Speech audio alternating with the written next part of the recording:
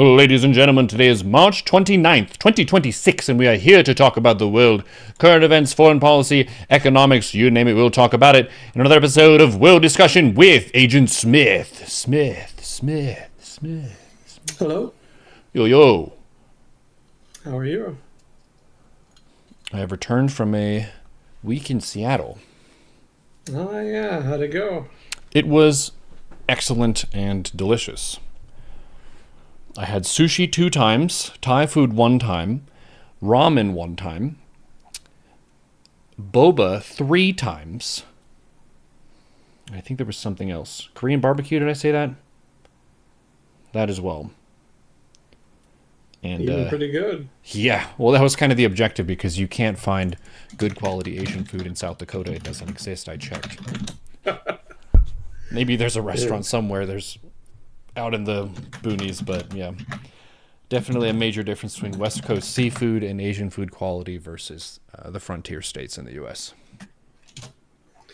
So you made sure to take the opportunity. Absolutely. Very nice. I also watched all 3 of the first Indiana Jones movies and National Treasure. Had you not seen them before? I'd seen them, just not in a really long time. Gotcha. I think I'd only seen Temple of Doom once or twice. I wasn't allowed to watch that when it was around when I was younger because it has like human sacrifice and stuff. But yeah, the other ones I had seen multiple times. The Last Crusade, the third one with Sean Connery, is by far the best. The plot is the best. The acting is the best. The like artifacts and booby traps and stuff are the coolest. It's, I think, by far the strongest movie. The first movie is probably second strongest. The love interest in that one is the least annoying. The other 2 is like a Nazi spy, and then there's a performer who's basically complaining the entire time. And the first movie, she's actually pretty cool, so that one has that going for it. But I've seen the argument online that the first movie, the outcome would have been the same even if Indiana Jones wasn't a character in the movie, because the Nazis getting the Ark of the Covenant and then opening it is going to fry him regardless, so the fact that he was involved is kind of incidental. But the third one, he definitely had a lot of involvement in the story there, so he specifically would have had to do the gauntlet at the end of the movie, not his father, because it involved a dexterity check. There's a clue that they had unearthed from these like ancient Knights Templar archives that the first trial in the booby trap gauntlet has the passphrase, "The penitent man will pass," and they have to figure out what that means. They send in just a random guard to go check the area, and something goes through the cobwebs and he ends up decapitated and his head rolls out. And then they're like, "Indiana Jones, you need to go." And he's like, "No." And then they shoot his dad and say, "Okay, now you have to go get the Holy Grail and you can heal him up with that." So he gets pressured into it, but they have the clue that the penitent man will pass. So when he's going, the thing is moving the cobwebs again and it's going toward him. And he realizes penitent means you atone. It means you're humble before God, and he kneels. So he kneels before God and he dodges this razor blade that's coming right at his head. And then right as he dodges the razor blade, he does a forward roll like you would do in Dark Souls right after it, and a blade goes right behind him. And my friend Apop and I, we were like, wow, the penitent man kneels before God and then forward rolls before God right after that. That's crazy. And Sean Connery is old in this movie, so he wouldn't have done the forward roll very well. So Indiana Jones being there was actually helpful this time. There you go. So that's a very good movie. I like that one a lot. He throws a Nazi out of a Zeppelin window because he didn't have his ticket, thus saving his father. Nice comedy moment. So that one was good. The Temple of Doom, it has the same problem as Thor: Love and Thunder, where it's simultaneously the darkest film for certain themes. Like, it has the grossest food and the nastiest human sacrifice, the most evil shit.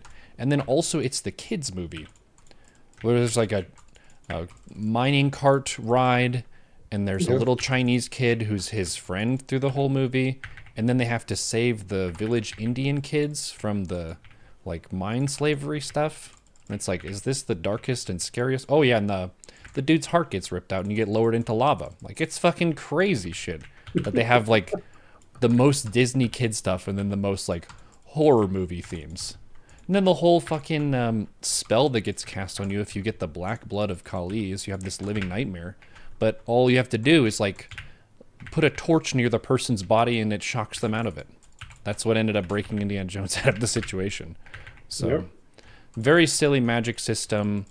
I've also kind of gotten the vibe that it kind of characterizes Eastern Asian people a little bit too much, where it kind of seems a little bit racist. So, yeah, I just think the second movie is worse in basically every category. But watching those was cool. Yeah, I think that's pretty broadly the consensus. Crusade was actually my first Indiana Jones movie when I was a kid. Oh. I saw that before I'd seen any of the other ones. Why And is then that? I think Temple of Doom was the second one I saw, and then I didn't see the actual first movie until much later when I was in my 20s. Don't know why. Just kind of panned out that way, I guess. Still haven't seen any of the later ones, though. Yeah, I What is saw it, Crystal Skull? Crystal Skull was okay, not great. Definitely not as good as the other three. Thank you, chat, for reminding me to fix that. I couldn't see it because Discord was over my OBS.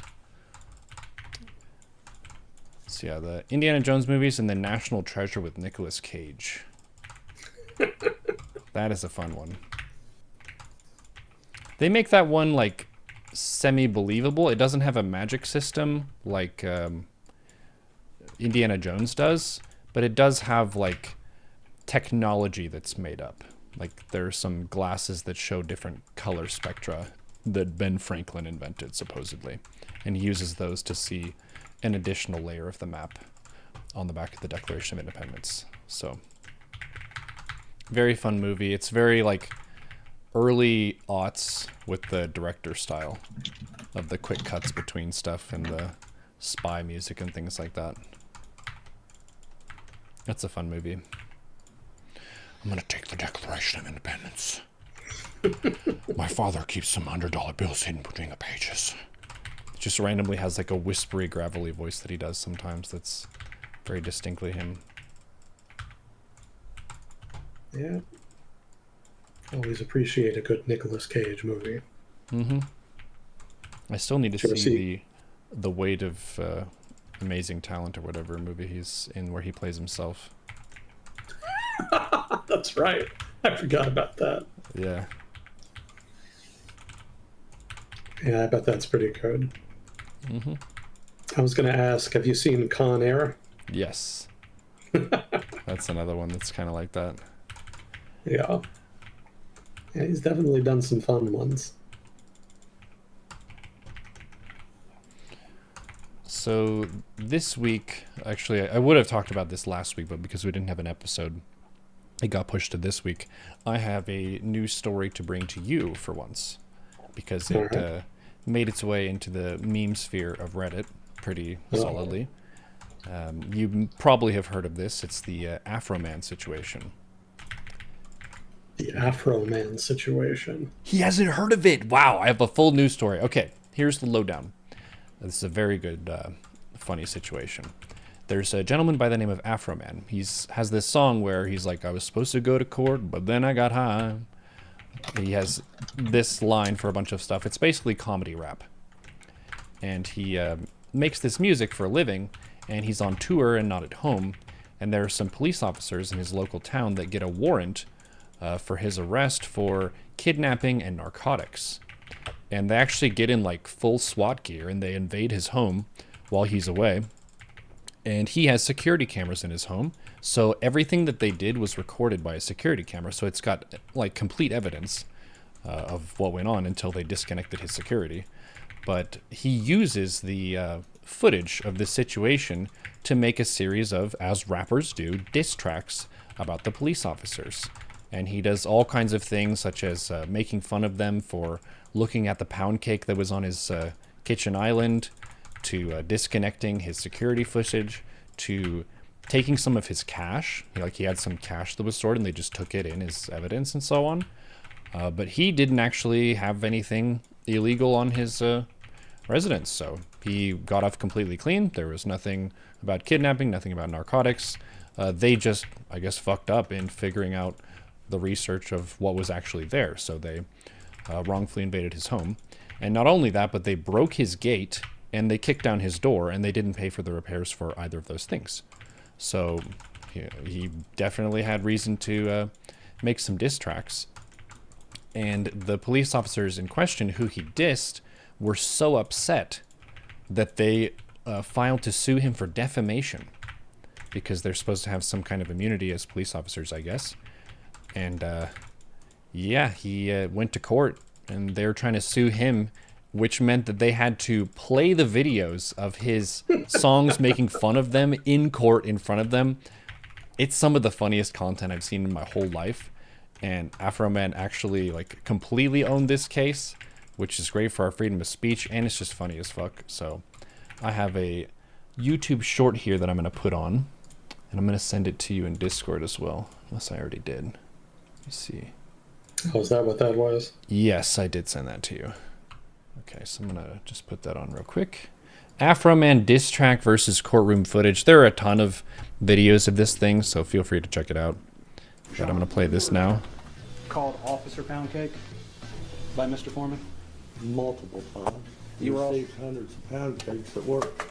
You would admit that you with the glasses walking by the lemon pound cake on the counter? Yes. Mama's lemon pound cake. It tastes so nice. It made the sheriff wanna put down his gun and cut him a slice. Of what? Lieutenant Lick'em-Low Lisa ate my ex-wife just like pizza. Is that what you understood that to say? Yes, sir. Lick 'em low, Lisa. Like pizza. Sometimes she moan. Lick 'em low, Lisa. So as far as the court knows with the return, more money was taken than what was returned. That's the way it appeared, yes. How can you take me to court when you stole my money and it's $400 short? So does it paint you in a false light? Yes, that my wife is cheating on me with Mr. Foreman. But we all know that's not true, correct? I don't know. You think your wife's cheating on you or not? You want to go there?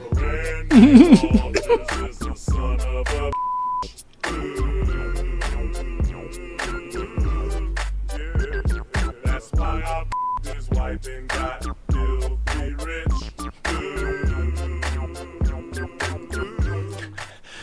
So good.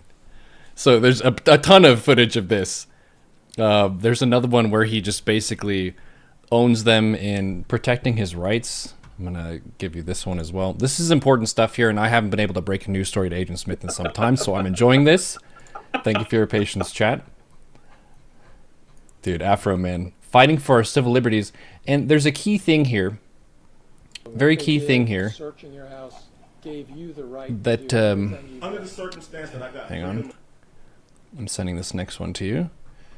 This is him defending himself in court.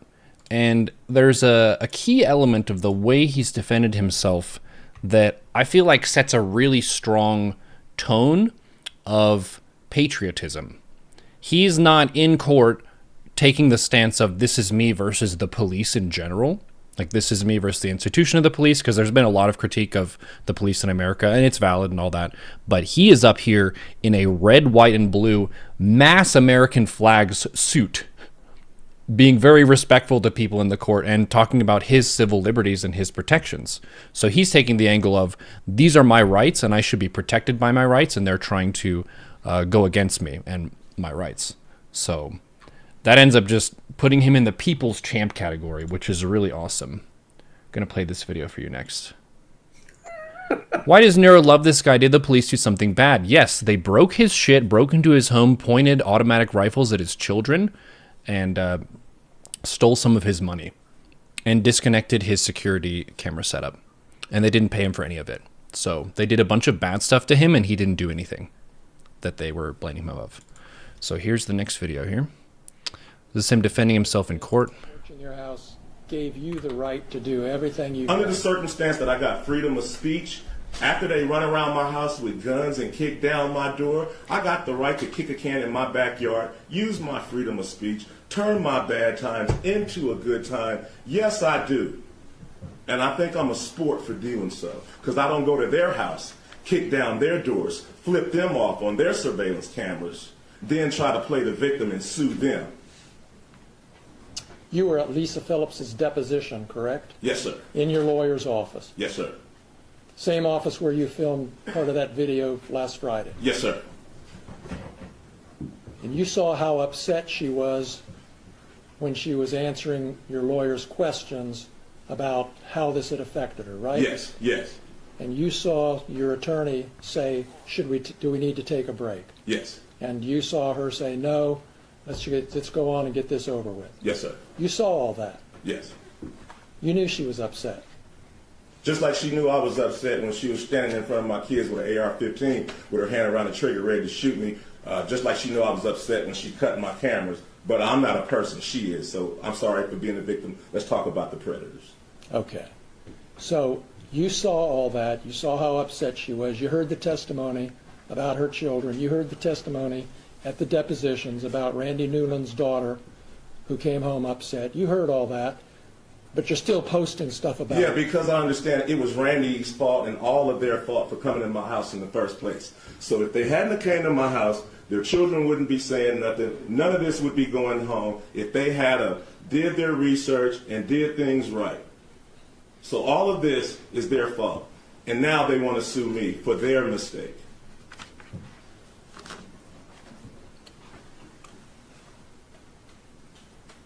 Is there anything that could change your mind about what you're doing to these deputies? Is there anything that can change my mind about the fact that they shouldn't have been at my house in the first place? Is there anything that can change my mind about how my money shouldn't have been touched in the first place? No. That's all the questions I have. Thank you. You're welcome. So owned. It's fucking great. Absolutely love to see it. Do you think there would be a countersuit? There has been. It's called Afroman is back pro level. His metrics have been to the fucking moon. Like, he's kind of a semi-forgotten. He made one hit song that most people know about, but he's not like a Jay-Z or a big name artist. This has gotten him way out there. His YouTube videos are way up. All of his social stuff is way up. So this is super good for him and completely backfired for the police officers, which is hilarious. So that's both a funny news item and a great news item. You love to see it. Thank you, Afroman, the people's champion.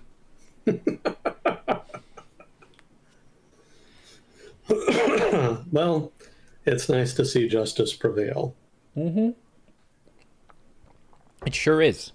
There's a breath of fresh air and a Neuro news item that I get to bring to you this time. It's just regrettable it made it to case in the first place. Yeah. It seems like a frivolous lawsuit if ever there was one. It is a frivolous lawsuit, but sometimes it needs to be done. And it absolutely benefited Afroman, so he came out and turned the bad time into a good time.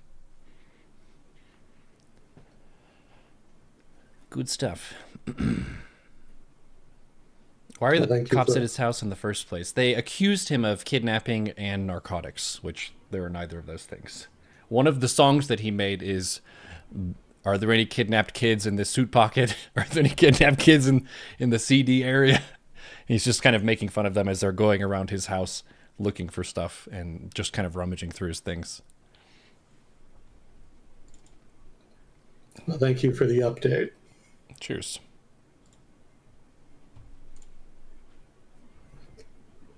Well, I'm afraid I don't really have much that's nearly quite so entertaining. That one's hard to beat. That one had me like reeling and with the song stuck in my head for a few days now, so I was very excited to tell you. I was telling my parents at dinner, I was like, I have a news item for Agent Smith. He's usually giving us the news all the time, but I've been following something that's an actual court case, and it's a smaller case, and it's not really a landmark decision for the U.S., but it's good to uphold a status quo that's good, in that we have freedom of speech, and if you want to make a song that's making fun of somebody, you can do so.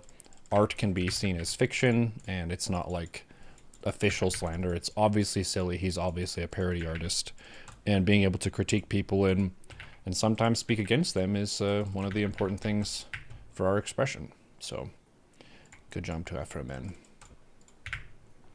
Well played. Indeed. Well, were there any other exciting items that you had? I don't think so. I'm starting to get advertisements for the governor of South Dakota. But that's about it. I want to talk to some South Dakotans about their stance on Kristi Noem now, because she's kind of like a local folk hero, but with the recent drama, her reputation may have shifted for the better or for the worse. You kind of never know with the way that people form emotional attachments to famous people. They could be like, yeah, go girl, get a fuck plane, or or not. I don't know. Yeah, people do tend to be pretty loyal to the politicians they like, for better or worse. It's part of the reason we're in the mess we're in. Mm-hmm. That's how it goes.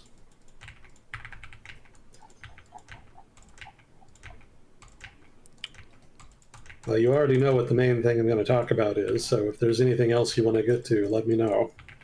Okay. Yeah, I like to, before we have our segment on Sundays, just ask my dad if anything stood out to him in the news the week leading up to it, because he browses different news avenues and channels that I do, so sometimes he hears of something that I don't, and vice versa. We don't agree with each other on everything, but I think being able to respectfully just kind of exchange ideas and so on is nice and refreshing, even if you're not necessarily going to be totally aligned with how stuff is interpreted. But he said that there was talk of us using ground troops in Iran, which he was against, but that was like something that was potentially on the table. I don't know what the scale of that was. We didn't talk about that. Nobody knows.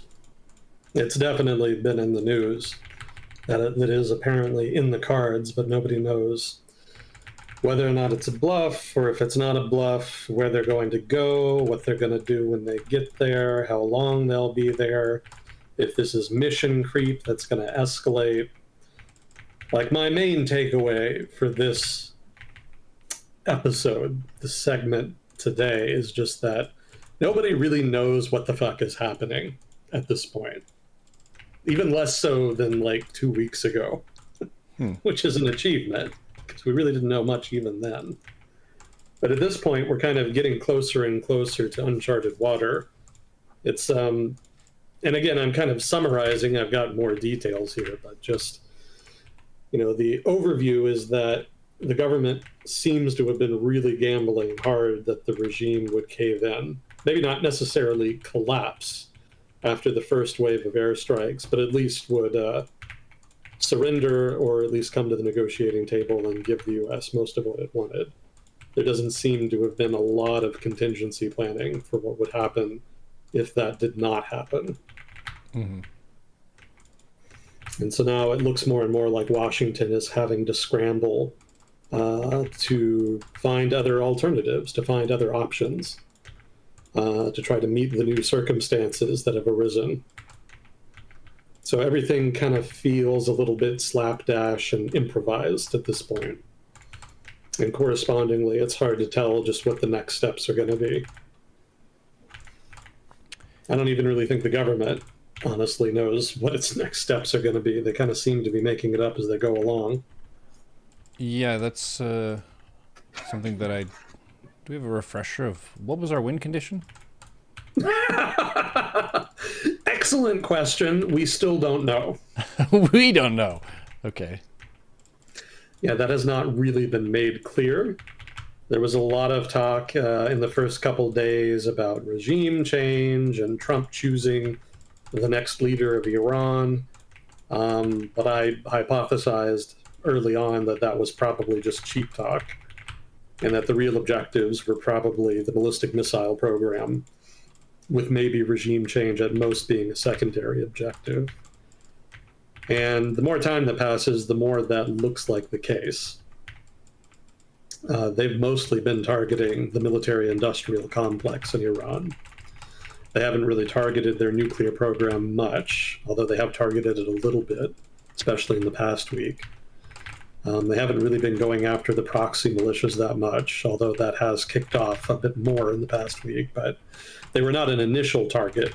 Most of the fighting in the past week or two has been in retaliation for militias striking Israeli and American targets, basically joining the fray, so to speak. So yeah, it's probably just the missile program, best guess. If that's the case, they could have avoided a lot of this just by going after the missile program and announcing early on that that would be the extent of it. That would have removed any doubt about whether or not the strikes were existential in nature for the Iranian government. And that would have meant they would have had reason to hold back and not escalate. Kind of similar to the nuclear strikes last year. Like, there was a lot of signaling beforehand, during the strikes, and then even after, that the strikes were meant to be limited in nature, specifically to the nuclear program, and that the Iranian government didn't necessarily have much to fear in terms of an active attempt to remove them from power. That was not the case this time, and I think that might have been one of, if not the fatal mistake with this conflict. We'll learn more, going forward about the planning and whatnot, and about just what the initial objectives are, but that's my reading right now. I think they made a secondary optional objective appear to be the main objective, and that gave the Iranians incentive to escalate way beyond what Washington actually wanted. And that's a big contributing factor to the out-of-control escalation we're seeing right now.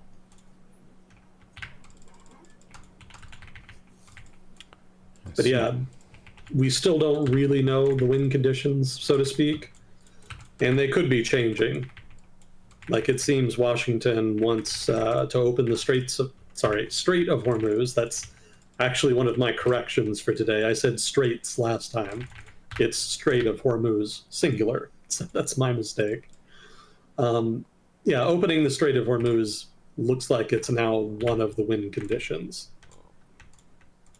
And I don't know how exactly that's going to happen. That's actually going to be way more difficult than any of the other objectives they've talked about. But just to clarify, it was open before we attacked, right? Oh, yeah. Okay. 100%. Yeah, they kind of created a problem that didn't exist before and are now trying to solve it.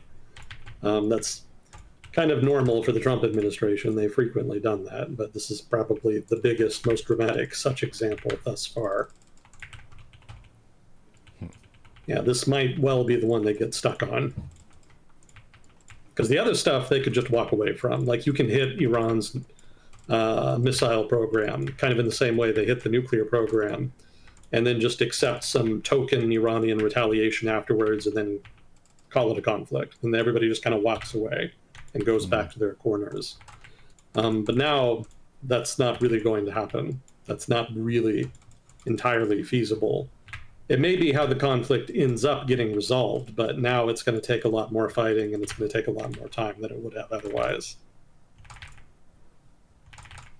So the Strait of Hormuz right now is the real drama, well beyond any missile program issue, nuclear issue, or regime change issue.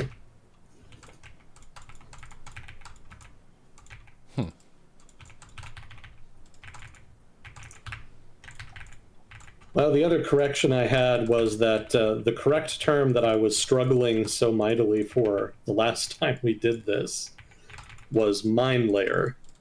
I was calling them mining ships because the correct term just would not come to mind. I did remember mine sweeper, but for whatever reason, mine layer escaped me. I played that game. So my apologies. Huh? I played that game. Oh, mine sweeper, yeah. Yep. Yeah, we got some real life mine sweeping ahead of us now. Well, I guess as we've done for a couple segments in a row now, I'll start with information about the planning stage of this, because we're still learning about that as well. So one thing that we missed last time that we would have talked about is that the counter-terror chief in the U.S. government, a guy named Eric Foner, resigned. And he actually asserted after his resignation that Trump was talked into the Iran conflict by Netanyahu and the Israel lobby. Now, I don't know how credible this is, because this guy kind of has mixed credentials. He actually is a former CIA agent. And his wife apparently was a CIA agent as well, who was killed in Syria in a suicide bombing in 2019. However, he also believes the 2021 January 6th protests were an FBI op. What? Yeah, he's one of those guys. He also has a history of social media posts blaming the Biden administration for being too soft on Iran, which he says de facto facilitated Hamas's attack on Israel in October 23. So I'm not entirely sure what to make of this guy. He kind of seems, on the one hand, like somebody who could be honest about it, given his background in the national security apparatus, but the conspiracy stuff kind of suggests that he's, well, an attention whore, basically. He's one of those guys that tries to make a name on social media, if not mainstream media, as a pundit pushing conspiracy theories of one kind or another. So you can kind of file this as evidence that Trump was talked into this, but it comes with a big asterisk. I don't know how much I really believe this guy. Let's see. And the Wall Street Journal was reporting that General Dan Kane, chairman of the Joint Chiefs of Staff, had warned the president that a U.S. attack would likely prompt Iran to close the Strait of Hormuz. And apparently Trump's response to that was to tell his team that Iran would likely capitulate before closing the strait, and that even if it tried, the U.S. military could handle it. So apparently the military did prep him for this to some degree, but if the Wall Street Journal's reporting here is correct, then he just hand-waved that away.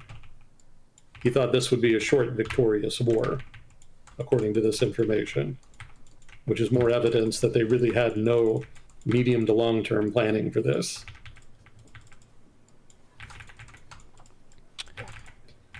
So that's the new information on planning. So what about new information on objectives? Well, like I mentioned, we did hit some more nuclear program targets. I'll have more about that in a little bit. They didn't hit that many, so I don't know that this is really evidence that the nuclear program was was one of the original objectives. But I just wanted to throw that out there. Strait of Hormuz, Trump says that he intends, well, no, not Trump. This is according to an Israeli news source. Apparently, the Trump administration intends to take the Strait of Hormuz by force in a military operation that is expected to take several weeks. I'm not sure where they're getting that information, but I thought that was notable that it came up at all. It is an Israeli source, so they could be bullshitting. Who's to say? But that was the first media source that I saw actually reporting that a military operation was in the cards. Yeah, taking the Strait of Hormuz by force is itself kind of a weird thing to say. I guess that's mostly a naval operation, but even if you use the Navy, you would almost certainly need some kind of land component to really make that work. And even then, it's going to be really difficult. I've got more on the Strait of Hormuz later, but nominally at least, that this seems to have become an objective. Let's see, regarding divergent objectives between the U.S. and Israel, CBS reports that Trump says that he believes Israel will be ready to end the war with Iran when the United States wants it to. That's probably credible, but Israel does have a history of just doing shit, whether Washington wants it to or not. So I don't know how credible this assertion is. But this does seem to be tacit admission that Israel might want different things out of the conflict than the U.S. does, and I think that might be one of, if not the first time, the US government, certainly Trump himself, has more or less admitted as much.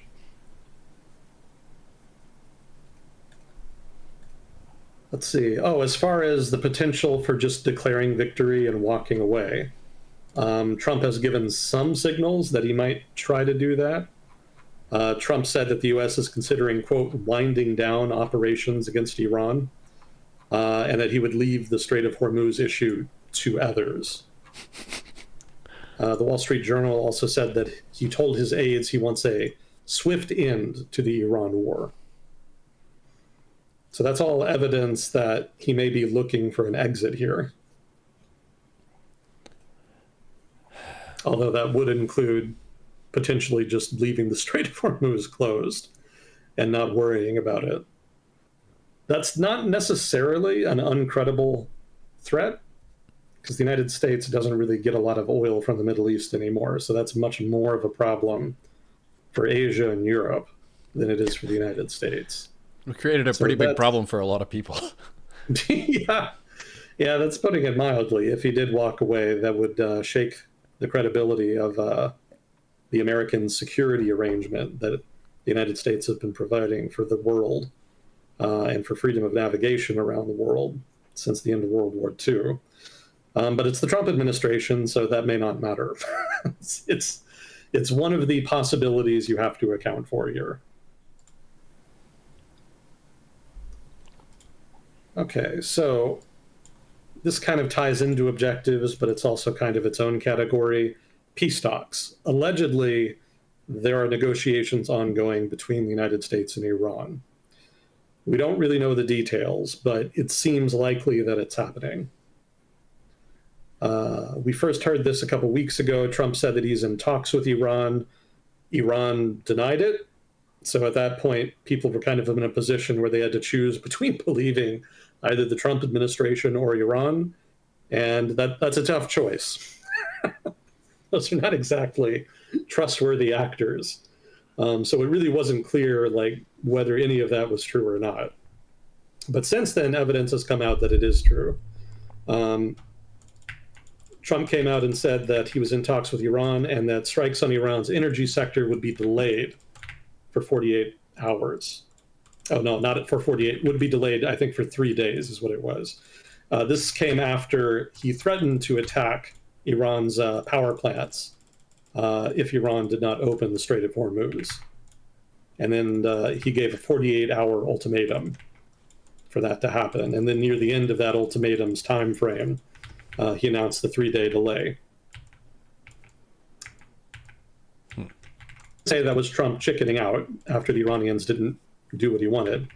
But you could consider that evidence the negotiations at least did start. There's also the fact that Iran said that it reviewed the American proposal, an un-American proposal that was presented through Pakistan. That comes via Reuters citing a senior Iranian official. And a Pakistani official also told Reuters that Israel had removed the names of 2 Iranian officials, Arakchi and Kalibaf, from its target list after Pakistan asked Washington not to target them. So all of that suggests to me that negotiations are actually happening. Trump, for his part, has weighed in on the negotiations, saying that the U.S. would be Iran's, quote, worst nightmare, unquote, if it doesn't agree to a peace plan. And he also asserted that Tehran is, quote, begging for a deal, unquote. Think of that what you will. But negotiations do seem to be happening at least. Now, we don't really know the ceasefire terms that have been proposed thus far by either side. We know more about the Iranian proposal than the American proposal. The American proposal is allegedly a 15-point offer that focuses heavily on Iran's nuclear program. Apparently, the United States wants Iran to completely deconstruct its nuclear facilities and program in exchange for sanctions relief. There's probably some other stuff in there, too, about proxy militias in the region, possibly ballistic missiles. Hypothetically, human rights stuff, but I don't think anybody expects that. but probably at least that stuff. Nukes, ballistic missiles, and proxy militias. The Iranian offer, by contrast, has at least 5 conditions. And I have them listed here. A complete halt to, quote, aggression and assassinations, unquote, by the enemy. It's pretty standard for a ceasefire. The establishment of concrete mechanisms to ensure that the war is not reimposed on the Islamic Republic. Keep in mind, the Trump administration has now attacked Iran in the midst of ongoing negotiations twice now. Once was last year with the nuclear strikes, and again this year with the current conflict. So the Iranians are seeking some degree of credible American commitment not to do this again. Guaranteed and clearly defined payment of war damages and reparations. Probably not going to happen, suffice to say. But that apparently is something that they are asking for, reparations for damages. The conclusion of the war across all fronts and for all resistance groups involved throughout the region. Conclusion of the war across all fronts is probably feasible. Again, that's standard ceasefire stuff, but including the proxy militias might be a stretch depending on what Israel wants to do, because they are basically invading southern Lebanon at this point and have signaled that they're not going to leave until Hezbollah isn't a threat anymore. And then the final point here, international recognition and guarantees regarding Iran's sovereign right to exercise authority over the Strait of Hormuz. That's going to be another tricky one, because that's not entirely in America's hands. That's going to have a lot of input from the GCC and countries in the region generally. That is nominally what Iran is demanding here. I have some additional points here. There was apparently an Iranian official who told Al Jazeera that any ceasefire plan that does not meet Iran's basic demands will be unacceptable, and that any solution must include compensation, that's the reparations again, a halt to attacks on the resistance, that's the proxy militias again, and this is the interesting one, withdrawal from Lebanon, very specifically mentioning the Israeli operation in Lebanon there.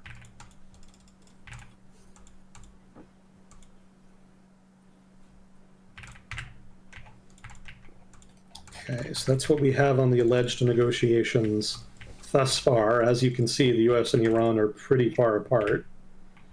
Both of their governments both the Trump administration and the Iranian government are known for being very stubborn and prideful. So it's not really clear if these negotiations will actually go anywhere in the short term, even in spite of the Trump administration signaling to some degree that they might want as quick an end to this as possible. It may be that the US demands are too much here.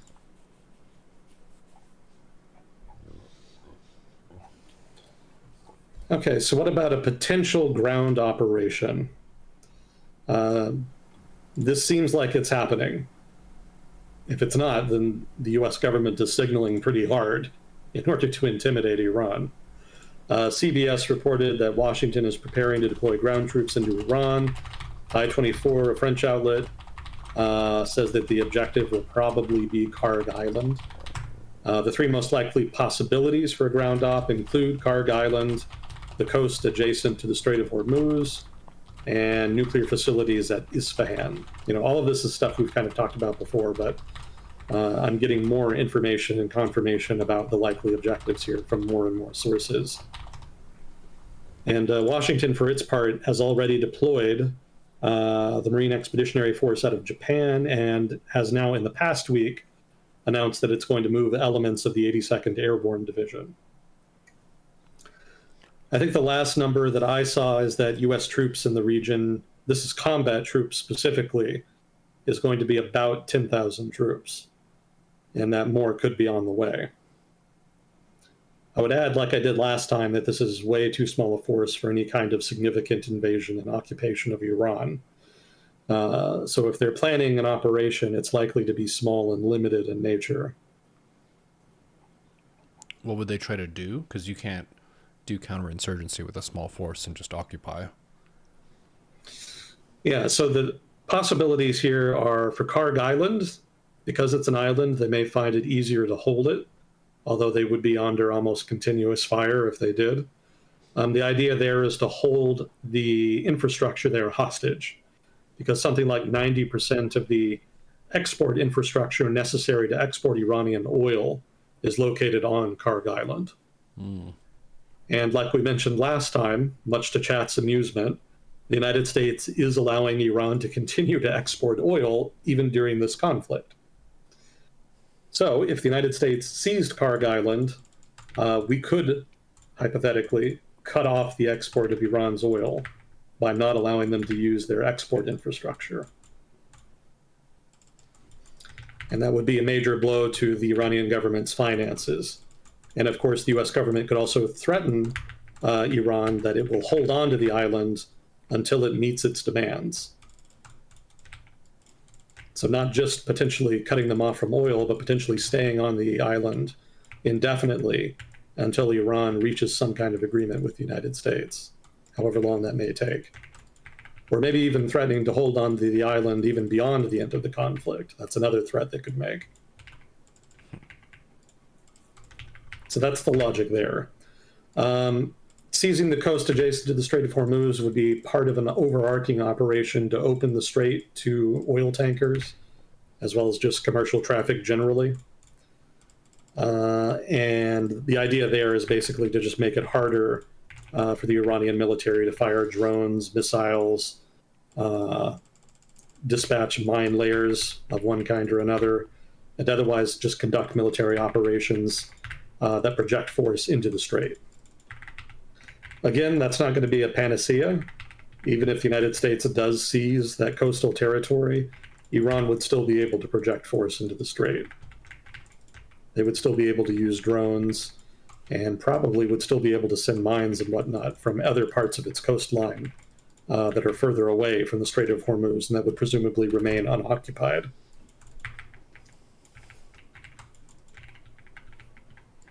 And Isfahan specifically, the nuclear facilities at Isfahan, that would be about seizing fissile materials, basically enriched uranium. Most of Iran's supply of that material is thought to be in and around Isfahan. So a potential special forces raid, or maybe a raid by an airborne division, could move in, temporarily occupy that territory, and then try to seize all of that material, or at least as much of it as possible, in order to further set back Iran's nuclear program even more than it already is. That would be temporary. They would not be holding on to any territory they were on, unlike the Karg Island operation or the coastal operations adjacent to the Strait of Hormuz.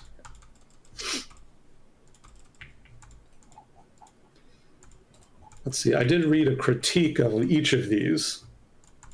I don't remember which article it was, but the author made some decent points. One, as far as the potential raid on nuclear facilities in Isfahan, there was a senior nuclear fellow at MIT who told the author that sending forces to seize the enriched uranium would be very, very difficult, because you can't actually blow it up. You actually do have to just seize it outright. And I'm not familiar enough with the technology to really understand this completely. But apparently the enriched uranium is contained in these thick steel cylinders. And it's such that you wouldn't be able to permanently destroy it just with explosives. Like, you could recover it, hypothetically, if you just blow it up. It could be recovered if it were just blown up, rather.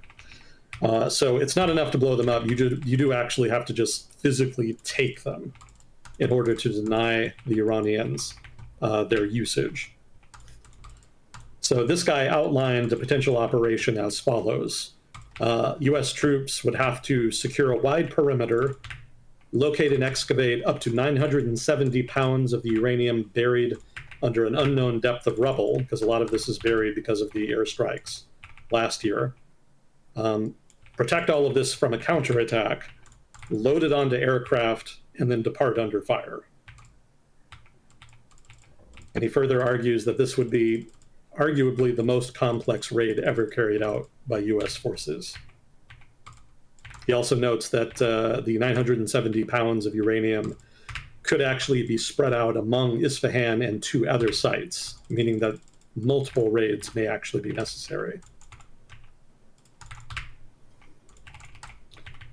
So that means that it would be very, very difficult. And oh, by the way, because everybody and their mother is talking about this, they're going to be preparing for it. So it's not going to be like a surprise at this point. Mm-hmm. So the critique of Karg Island, a potential Karg Island operation and a potential coastal operation adjacent to Strait of Hormuz are actually pretty similar. Expeditionary forces that would be occupying those territories would be in range of Iranian fires, more than just ballistic missiles and drones. It would be artillery. What are they called? First-person view drones, FPV drones, and pretty much the full array of other Iranian armaments. You know, they would be right on Iranian territory, so they would be wide open to any kind of attack the Iranians could launch. Another problem with these operations is that Iran could, if they wanted, retaliate by targeting energy targets in GCC nations. You know, if the United States is going to seize Iranian energy infrastructure on Karg Island, Iran could retaliate by destroying similar such infrastructure in the Emiratis, Saudi Arabia, Kuwait, etc. So that itself may actually be enough deterrent to stop the US government from trying. On the other hand, you know, it's the Trump administration. They may feel like that if they escalate enough, then they can scare the Iranians into giving up. They seem pretty hell-bent on doing that, so they may go through with this anyway, in which case the energy crisis that we've seen thus far could be peanuts compared to what's coming if energy infrastructure in the region is seized and or destroyed as part of the conflict. And another problem here, proximity to population centers. This is more of a technical thing, but Karg Island, and more specifically the coastal territories adjacent to the Strait of Hormuz, are relatively thickly populated, and that could complicate military operations. You know, that's assuming, of course, that the military, and more specifically the Trump administration, still wants to take steps to minimize civilian casualties. They may think it's more pragmatic, if not just generally tough, not to do that, in which case this isn't really as much of an issue. But if the military goes by standard operating procedure, they're going to have to be more careful operating in that particular area, and that could cause problems for them that the Iranians will no doubt exploit.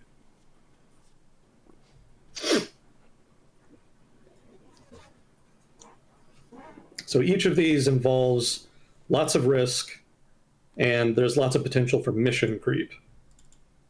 Because if you do take territory on Karg Island or the coastal territory, you're going to come under fire, and then there's going to be a temptation to expand the territory that you control in order to mitigate the damage being done. But that, of course, just gets you more and more mired in the conflict.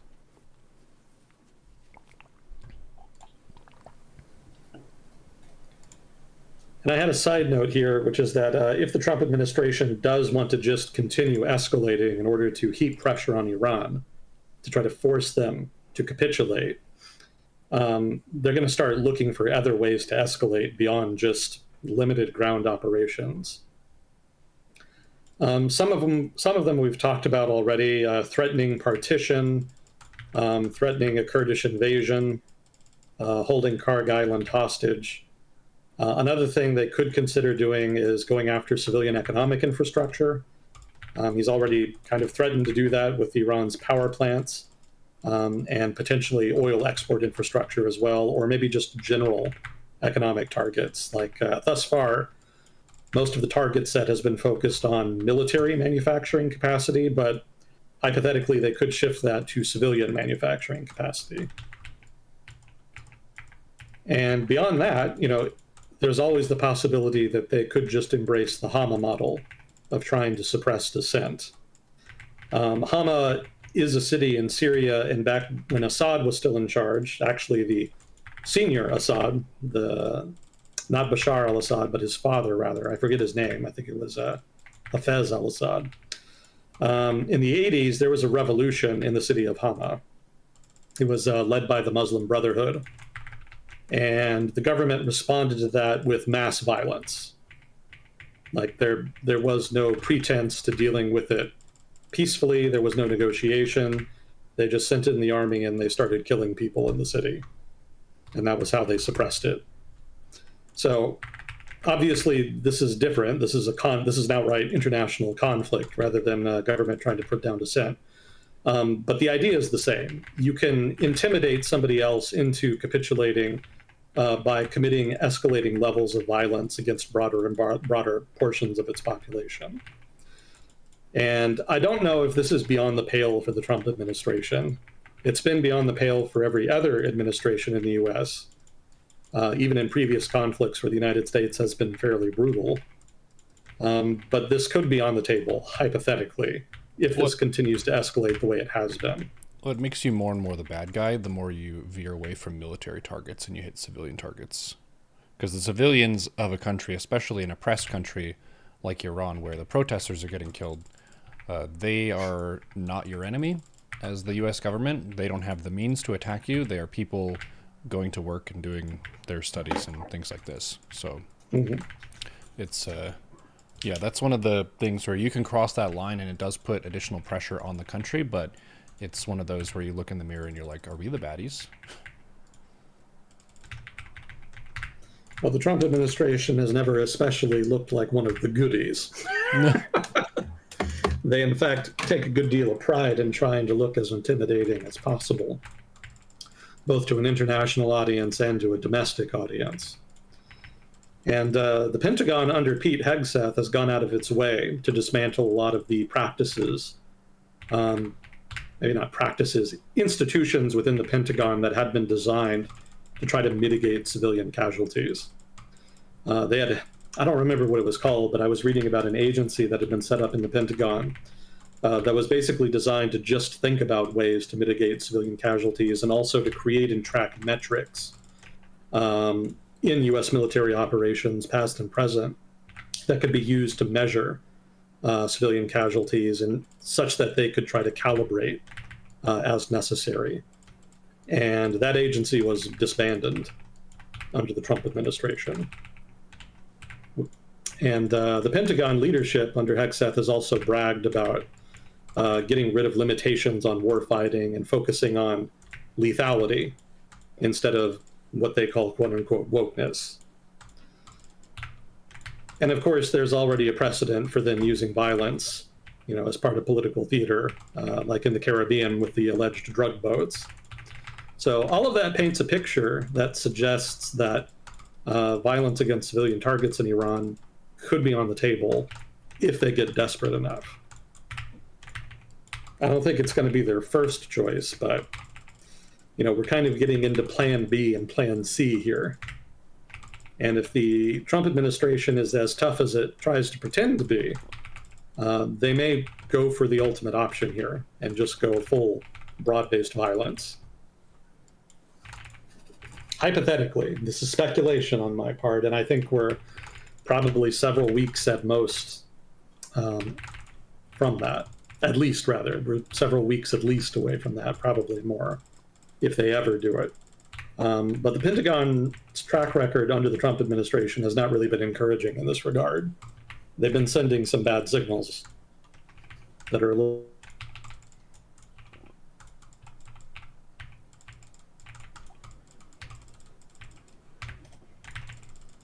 Okay. Pars gas field. This is something else we would have talked about last week. So Iran produces not only oil, but a decent amount of the world's natural gas supply, most of which comes from the Pars natural gas field. And Israel apparently hit some of their infrastructure there, to which Iran retaliated by hitting a Qatari LNG terminal. And apparently the damage is sufficient that it's going to take 3 to 5 years to repair that terminal, which is a big deal because Qatar is easily one of the world's biggest exporters of liquid natural gas. So that's going to do medium-term damage there. And this hasn't escalated beyond that because Trump kind of hopped onto his social media account shortly thereafter and said that Israel did the strike without U.S. permission, that it wouldn't happen again, and, oh, by the way, also threatened to blow up Pars Field entirely if Iran hits Qatari LNG again. So it seems like that wasn't supposed to happen, or at least the Trump administration didn't want it to happen. And so I've read after the fact that the Trump administration did excoriate Israel to some degree about this. I think that's further evidence that the Trump administration is very gun-shy about disrupting global energy markets. Obviously, they've already done it to a degree, but the president still seems to be suffering from the delusion that this is going to be a short-term problem.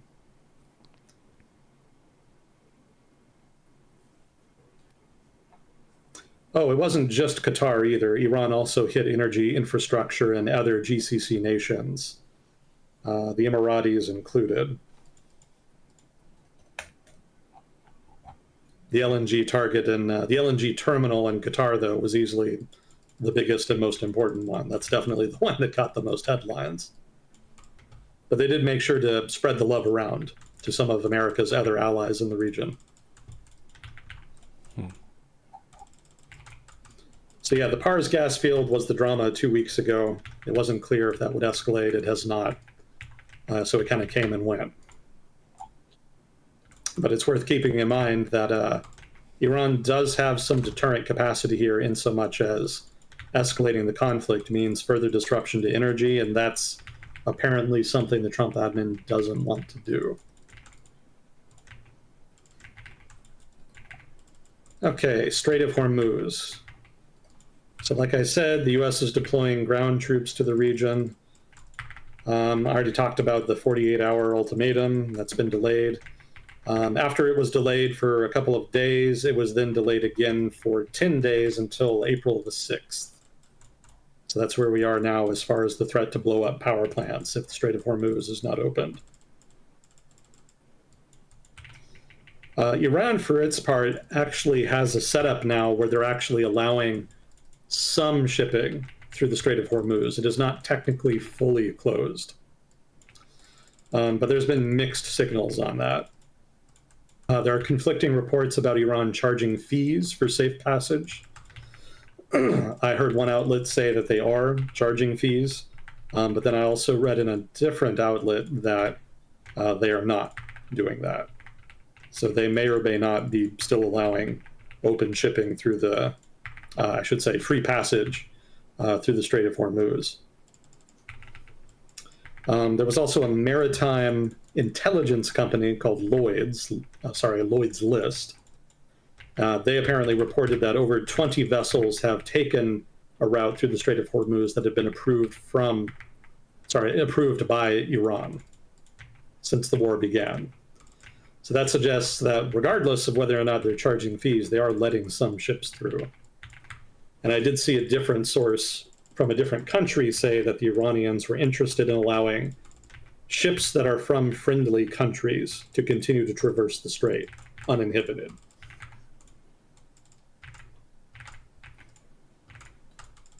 However, there was another story about ships that nominally had permits from Iran to sail through the Strait of Hormuz being denied passage at the last minute by the IRGC. And it's not entirely clear why. The IRGC did issue a statement saying that ships that were that had as their destination ports in countries allied to the U.S. would not be allowed passage. So the overarching picture that seems to be drawn here is that Iran will allow shipping through the Strait of Hormuz if the shipping belongs to a friendly country. Presumably that's like Russia or China, etc., or maybe just any country that's not actively at war with it. And in addition, that shipping has to be going to either Iraq, perhaps, or Iran. Ships that are, even if the ship is from a friendly country to Iran, if it's going to Saudi Arabia or Qatar or something, it seems they're not going to allow those ships through. And I would point out that the U.S. government is allowing Iranian oil tankers and tankers going to Iran to continue to operate freely, as bizarre as that may sound. So there seems to be a consensus between Iran and the United States on this, that at least some oil tankers are going to get through, so long as they're carrying Iranian oil.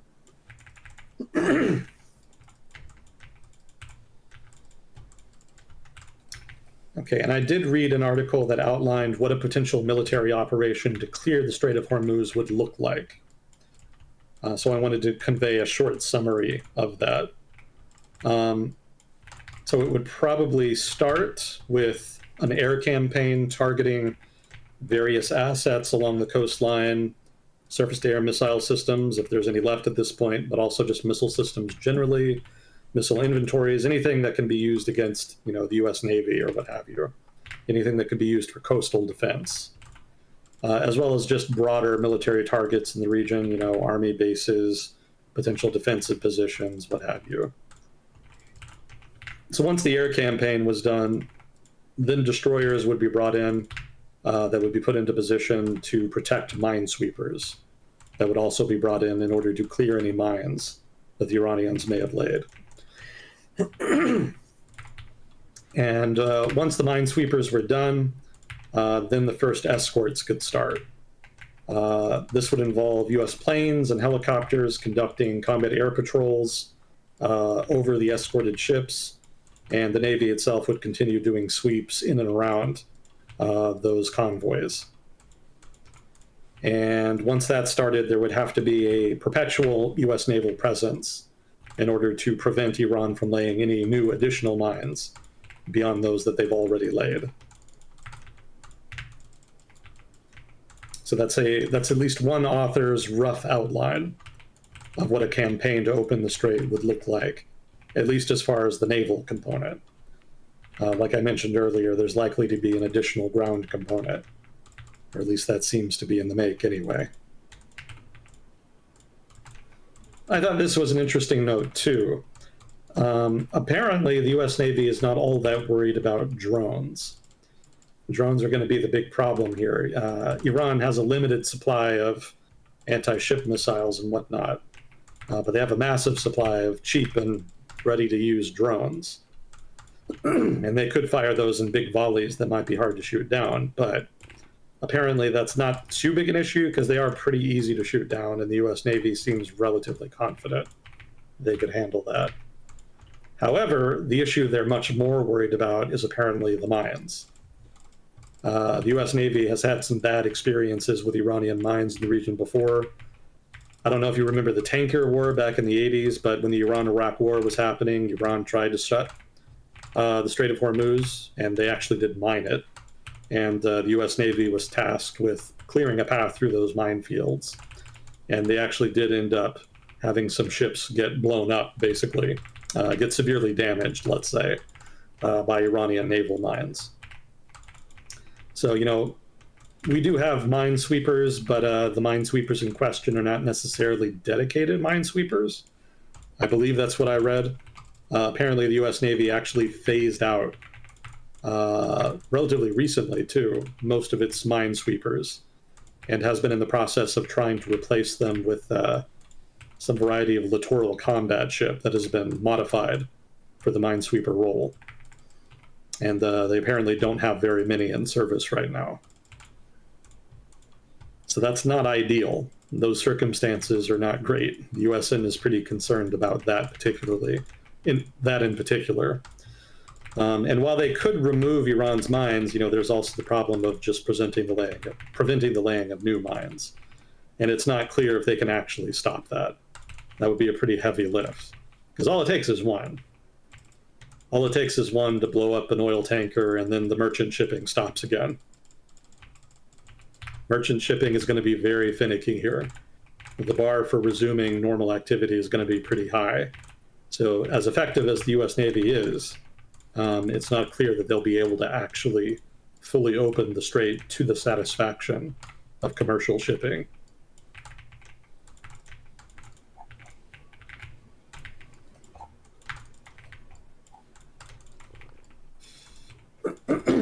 Excuse me. Are we doing okay on time?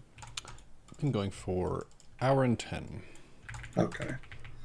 I lose track of time on here all the time. I'm sorry. No apology necessary.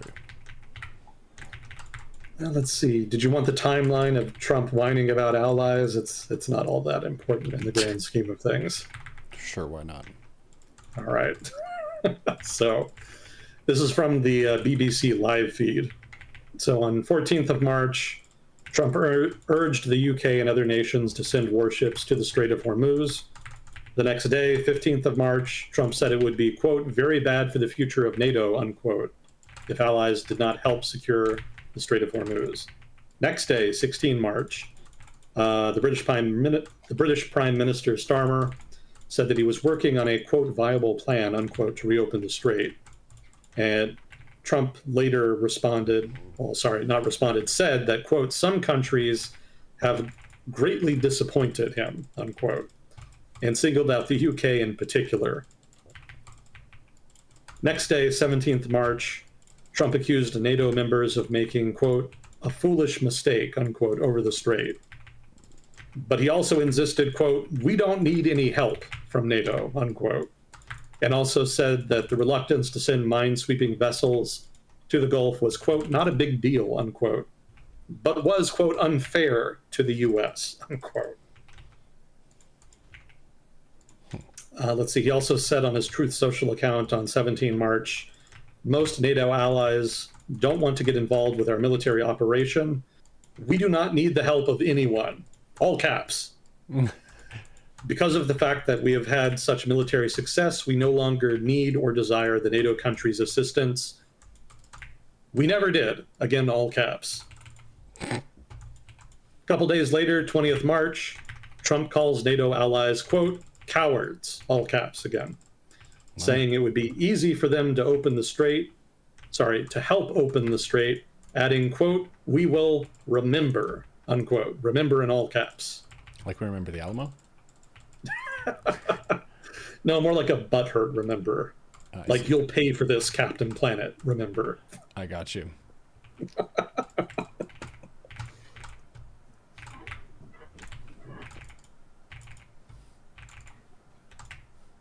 So just more Trump things from Trump. No shock there.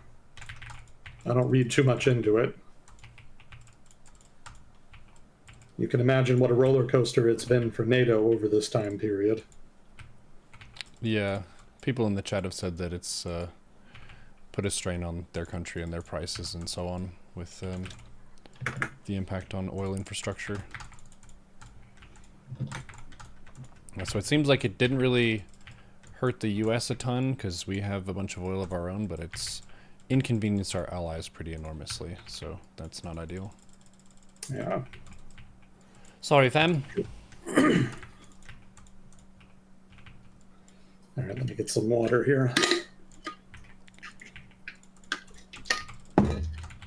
Yeah, I wish I could talk about other stuff besides Iran, but this is what everybody's focusing on. Like, this is the drama right now. Excuse me. Okay. Iran retaliation. God. So the ISW, the Institute for the Study of War, rather.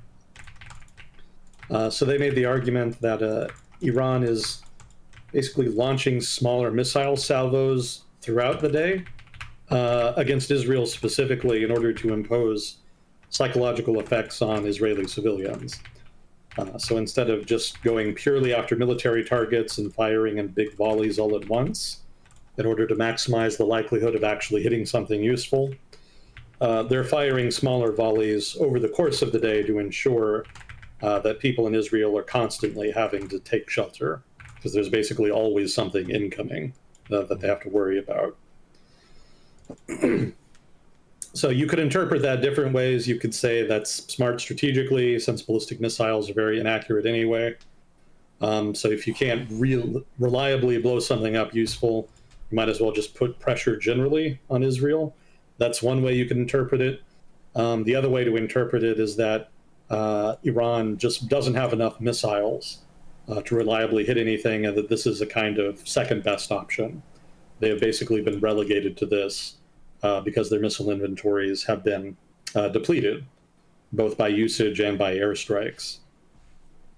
ISW also argues that this whole strategy is just kind of suboptimal, and that this is evidence for why this is more their plan B rather than their preferred option.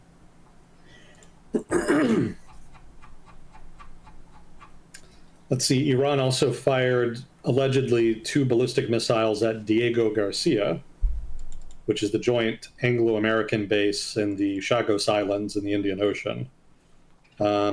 That's the longest range missile Iran has fired yet.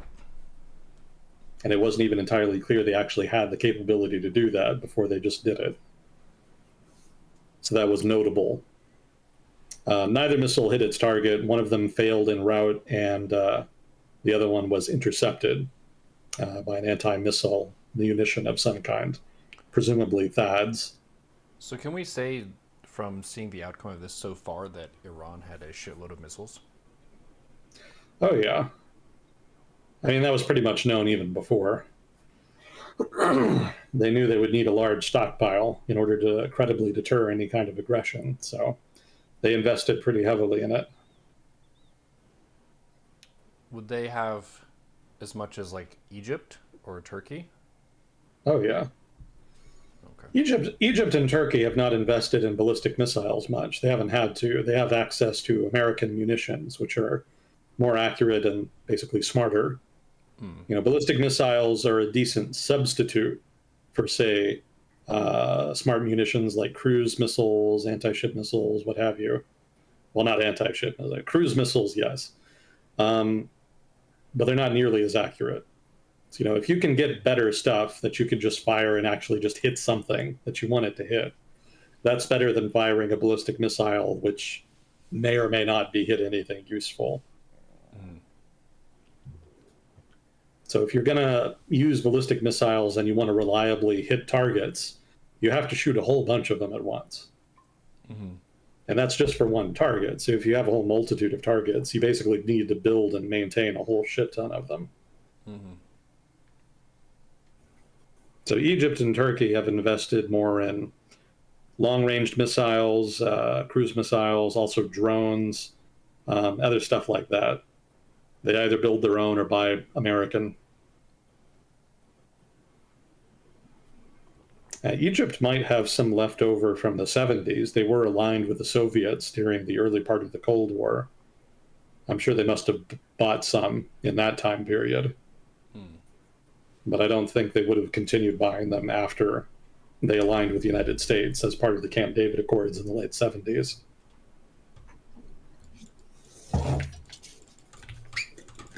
So yeah, ballistic missiles are kind of a second best option. That's what you resort to if you can't get better stuff. You're and Iran sacrificing is accuracy for volume and cost. Yeah. And the Iranians were heavily sanctioned, so they didn't really have a lot of options. I see. So the Iron Dome thing that Israel has would be less effective against American munitions?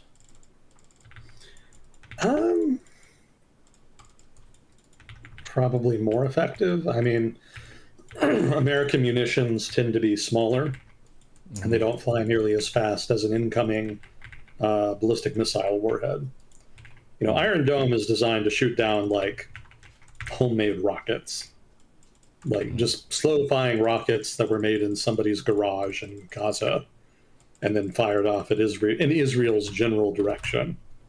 That's more what Iron Dome is designed to deal with. And it's pretty good at that. I'm sure it could get smaller stuff too, maybe like an incoming drone or something, maybe an incoming cruise missile. But they have other munitions for stuff like that. I'm trying to remember. I know they have Patriots, but I think they also have their own system called David Sling, I think. And I think they have another system called Arrow. Something Arrow. I don't quite remember the name of it. But both of those systems are more dedicated to intercepting incoming ballistic missiles. So they would not use Iron Dome for something like an Iranian ballistic missile. That's not practical. Do you know what David Sling is referencing? I do. It's a biblical reference. Sure is. Yeah, I don't know a whole lot of Bible stories, but I did go to Bible school for a while when I was a little kid, and I do remember that story. Yep. One of the combat ones makes it more memorable. David, small unit. The Israelites are getting bullied. Goliath, a giant dude. No one can fight him in basic melee combat. David agrees to. Fucking projectiles him in the face with a slingshot rock. It's a smart way to win. If you can't overpower them, then out-tech them. Ranged weapon. Yeah, when a ballistic missile is in its terminal stage, it's basically a big artillery shell. The rocket gets the warhead up into suborbit, and then it arcs down and falls in the general direction of a target. That's why they're called ballistic missiles. It's basically a ballistic. You don't really entirely know where it's going to go. The trajectory is kind of randomized. Mm-hmm. And the fact that it's falling from suborbit means it reaches very, very fast speeds. The velocity it reaches once it gets near the target is very, very high. And that makes it very difficult to intercept with any kind of normal anti-air munition. You basically have to have specialized anti-ballistic missile, anti-missile technology in order to shoot them down. That's what the Patriot system the U.S. developed is for, and it's what I think David Sling is for. I'm struggling to remember the difference between David Sling and Arrow, because I don't imagine they both do the same thing. But it's not coming. I don't quite recall.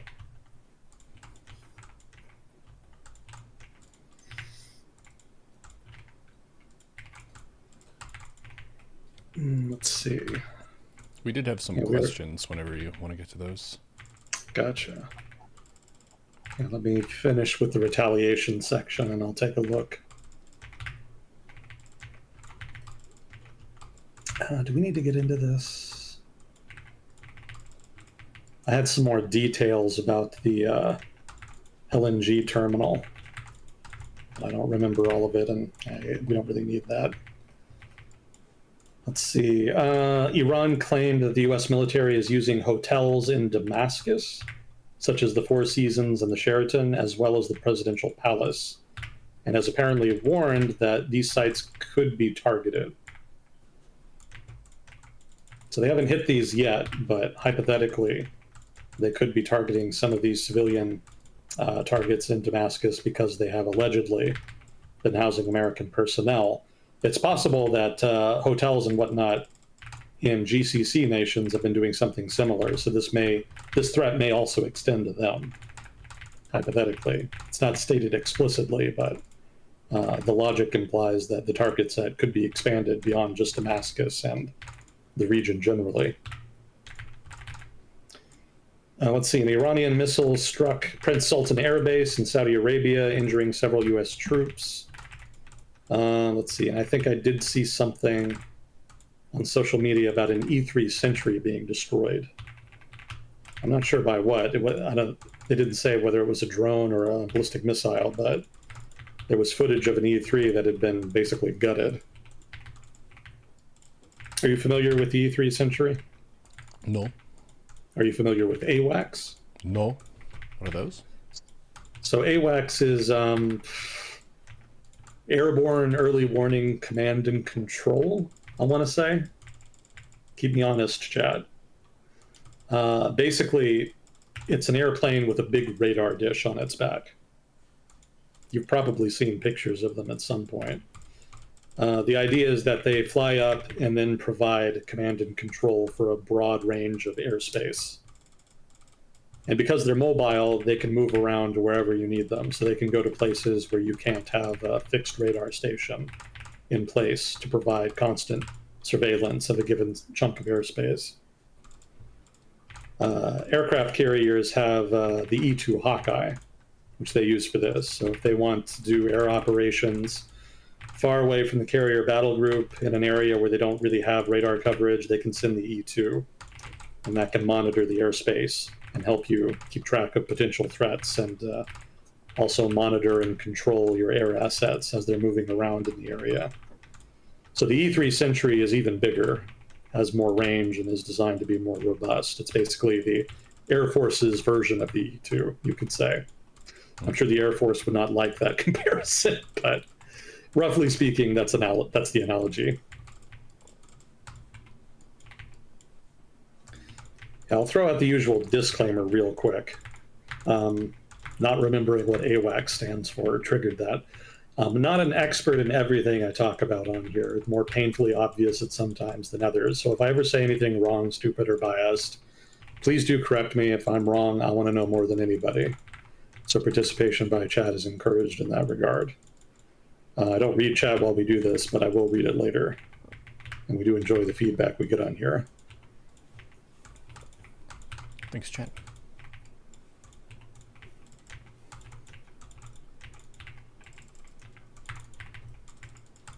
Oh, did you? This technically does qualify as retaliation. Did you see that Kash Patel's email was hacked by the Iranians? Yeah, someone asked about that. Yeah. Yeah, they released some emails, some pictures, etc. It's more embarrassing than threatening, but it's not a great look. Mm-hmm. Yeah, Patel's been on quite the adventure as head of the FBI. It's more than a little bit ignominious. He's the one who was partying with the hockey guys, right? I was about to bring that up. That's exactly true. Yeah.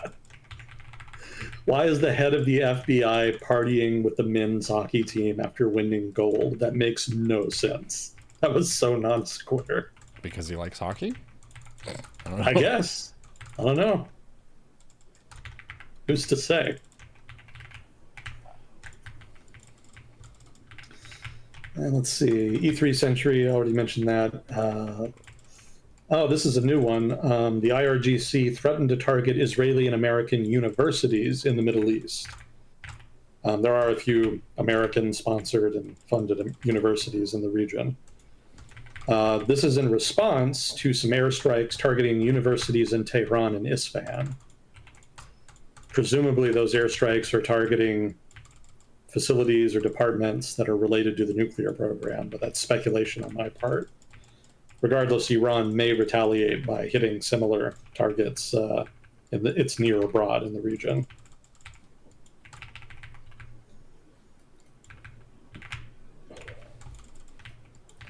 The Houthis started firing missiles again at Israel, but it's notable that they have not started attacking shipping in the Red Sea again, like they were before. So that's a minor problem for Israel, but I did read a report that said that if they did start attacking shipping, it would be a big problem for the Saudis, because obviously Saudi Arabia, like the other GCC nations, is kind of hurting because it can't export its oil. However, the caveat is that they've been able to redirect some of that oil via pipeline to their west coast. It's only a portion of their total potential, but it's better than nothing. However, if the Red Sea ends up getting closed because of attacks from the Houthis, then they lose even that. And then they're in an even rougher spot. So definitely keep your eye on the Houthis, but for now, they don't seem to be making any moves. Beyond just lobbing some random shit at Israel anyway. There was a potential terrorist attack targeting a Bank of America headquarters in Paris.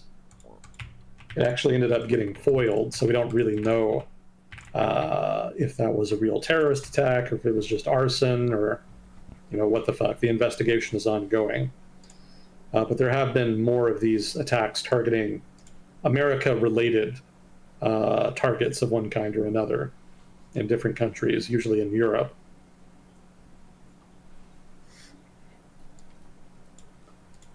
Let's see, Iran also hit some manufacturing facilities in the GCC nations.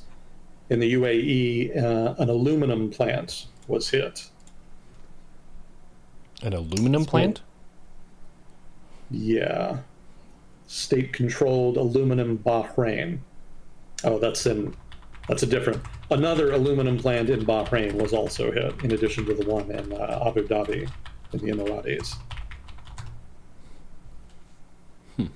And this was apparently in retaliation to Israeli-American airstrikes targeting some of its own industrial plants, specifically 2 steel production plants.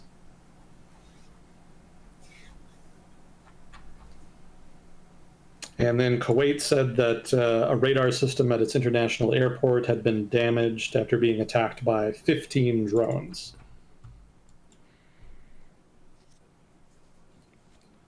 And finally here, the Iranian government announced that if the US did follow through on its threat to start systematically targeting power plants in Iran, their retaliation would be as follows. Complete closure of Hormuz until Iranian plants are rebuilt, extensive strikes on all Israeli power, energy, and telecommunications infrastructure, destruction of regional companies with American shareholders, and finally, strikes on power plants in countries hosting US bases. So a lot of that is just basically tit for tat retaliation, targeting power plants and whatnot in Israel and the GCC. Targeting American companies or companies with American shareholders is an interesting flourish. I'm not entirely sure how they would do that. I imagined a lot of those are going to be services firms that don't have a lot of tangible physical assets to target. Maybe Saudi Aramco, but that would be a big escalation because that would mean targeting energy assets.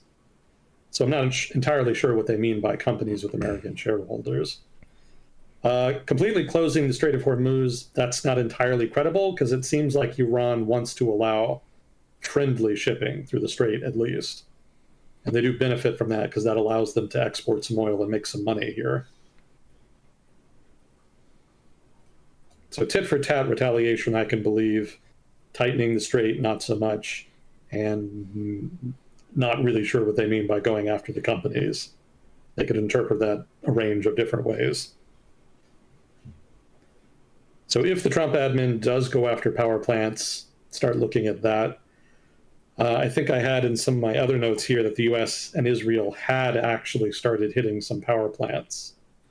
And that the Iranians had started retaliating more or less in this vein. But this is something that's just started happening in the past day or two, so I don't know if that's going to be systematic or if it's just going to be a short-term thing. So that's what Iranian retaliation has looked like for the past 2 weeks. So next up is a summary of Israeli-American airstrikes, but we had some questions, so we might take a break and take a look at some of those. Sure. And drink some water. This is wise as well. I just had some water too. Yeah, I've kind of had a sore throat the past week. I don't know why. Air quality, maybe? It's kind of at the same spot, the pain that is, where I had an old wound. Yeah, fun anecdote for you. I got to enjoy and survive untreated strep throat. Oh. Took several weeks to get through it, and it was absolutely agonizing, to put it mildly. So that was quite the experience, and ever since, my throat, the back of my mouth and whatnot, has been pretty jacked. Like it's still kind of scarred from all of the damage that happened. Oh, yeah. And I noticed that the pain I've had in the past week has been kind of in the same area where the pain was the worst when I had the strep throat, like, what was it, 10 years ago, whenever it was. So I'm not sure how to interpret that. I know that old wounds sometimes kind of come back when you get older. They kind of peak every now and again. So I'm wondering if maybe it isn't just something like that. Hopefully nothing too dramatic. I can't really afford anything more expensive than that. We'll see. So first question, I would like to ask about effective end of sanctions on Russian oil and the delivery of oil to Cuba, bypassing the blockade. Yeah, I was reading about that today.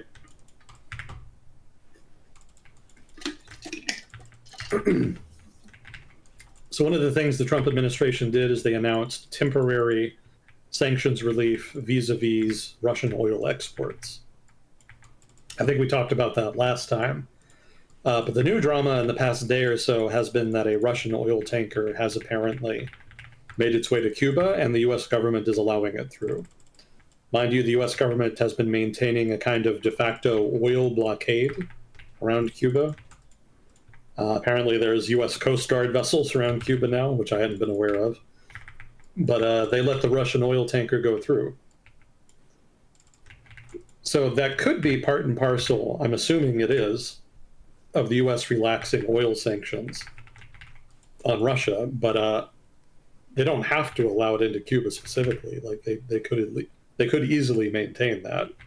So I'm not sure what the logic is there. I mean, obviously the overarching rationale behind easing sanctions on Russian oil is that they want to try to stabilize global oil markets as much as possible so that there's as little economic disruption globally and more specifically within the United States as possible.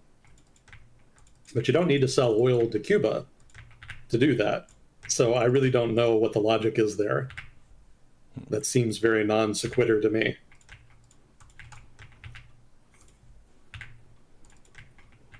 Yeah, that's, other than that, I don't have anything new to say about it that I didn't say last week. You know, probably the sanctions relief will be temporary. It'll probably end in April or maybe, you know, whenever the conflict ends, however long that may take. I don't think Russia will get too much of a windfall from it. They'll probably get more of a windfall just from the overarching increase in oil prices, more so than they will from any significant sanctions relief from the United States. Europe still has sanctions in place, as far as I know. And I don't think U.S. buyers are going to be that interested in Russian oil. So there's probably not going to be a lot happening there. I did note that they gave a waiver to Indian buyers of oil so that they could resume purchases of Russian oil. The Russians could make some money there because India had been buying a lot before the Trump administration talked them into ending the import of Russian oil. But it seems they're going to allow them to pick some of it up again. But beyond that, like as far as relating to Cuba, like I really have no idea. The Trump administration's moves to try to mitigate disruption to global oil markets have been some of the most bizarre decision-making in the whole Iran crisis. Like allowing Iran to continue to use the Strait of Hormuz, reducing sanctions on Russian oil, letting some of that oil go to Cuba, like none of that adds up to me, and I have no idea how to interpret it. Maybe it only makes sense to the president. Maybe it makes sense to him. But he has not elaborated on just what the underlying logic is there.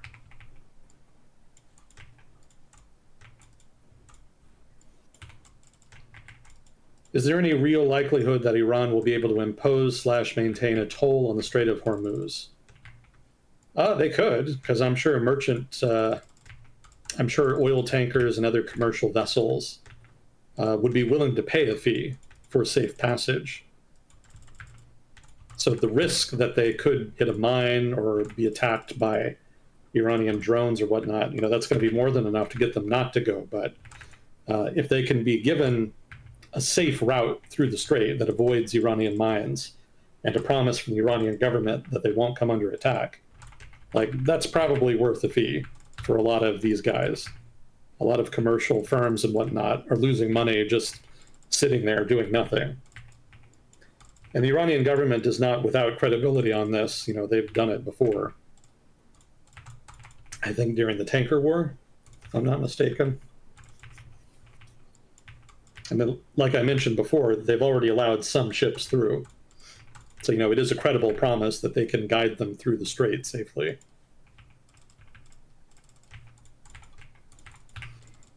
So is it likely? I don't know. Again, there's mixed signals on whether or not they're actually charging a fee or not.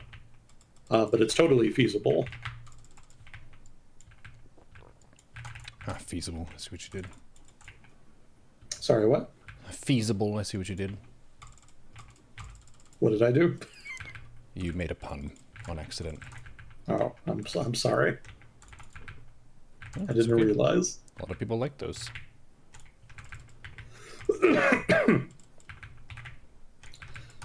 Would the purpose in expanding our military presence in the Strait of Hormuz be to establish land bases in around Oman or UAE?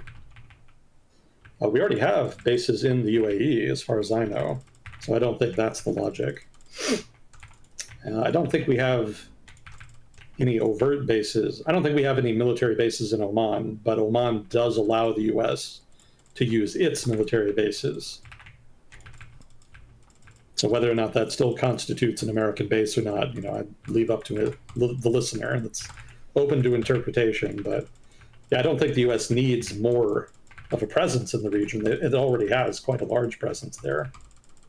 So if they are going to expand military presence in the region, in the Strait of Hormuz specifically, I think it's going to be because they either want to threaten Iran with some kind of excursion into coastal Iran, or are actually planning a coastal excursion into Iran.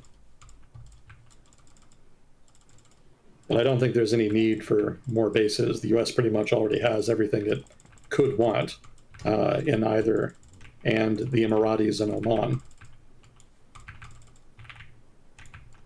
Does Iran have unmanned naval drones / boats? Yes. They already hit one cargo vessel with an undersea drone. And the U.S. has been trying to target the unmanned naval drones as best they can, mostly in dock. That's going to be a big threat that we'll have to deal with going forward. And I talked a little bit about this last week. I don't know what kind of countermeasures the U.S. Navy has for these. Maybe I just haven't been paying enough attention to, you know, military technology research and developments. So I may have easily overlooked it. But as far as I know, they don't have anything explicitly dedicated to countering drones like that. So that could be a big problem. I imagine they could jury-rig some defenses if they really needed to. You know, some jamming, electronic warfare, some of their own drones. I know the U.S. Navy has been working on its own drones, so maybe those could be repurposed, if they haven't been purposed already, to an anti-drone role. Or maybe they could send in the Dolphins. U.S. Navy does have some history of training dolphins for this, that, and the other thing, or at least trying to.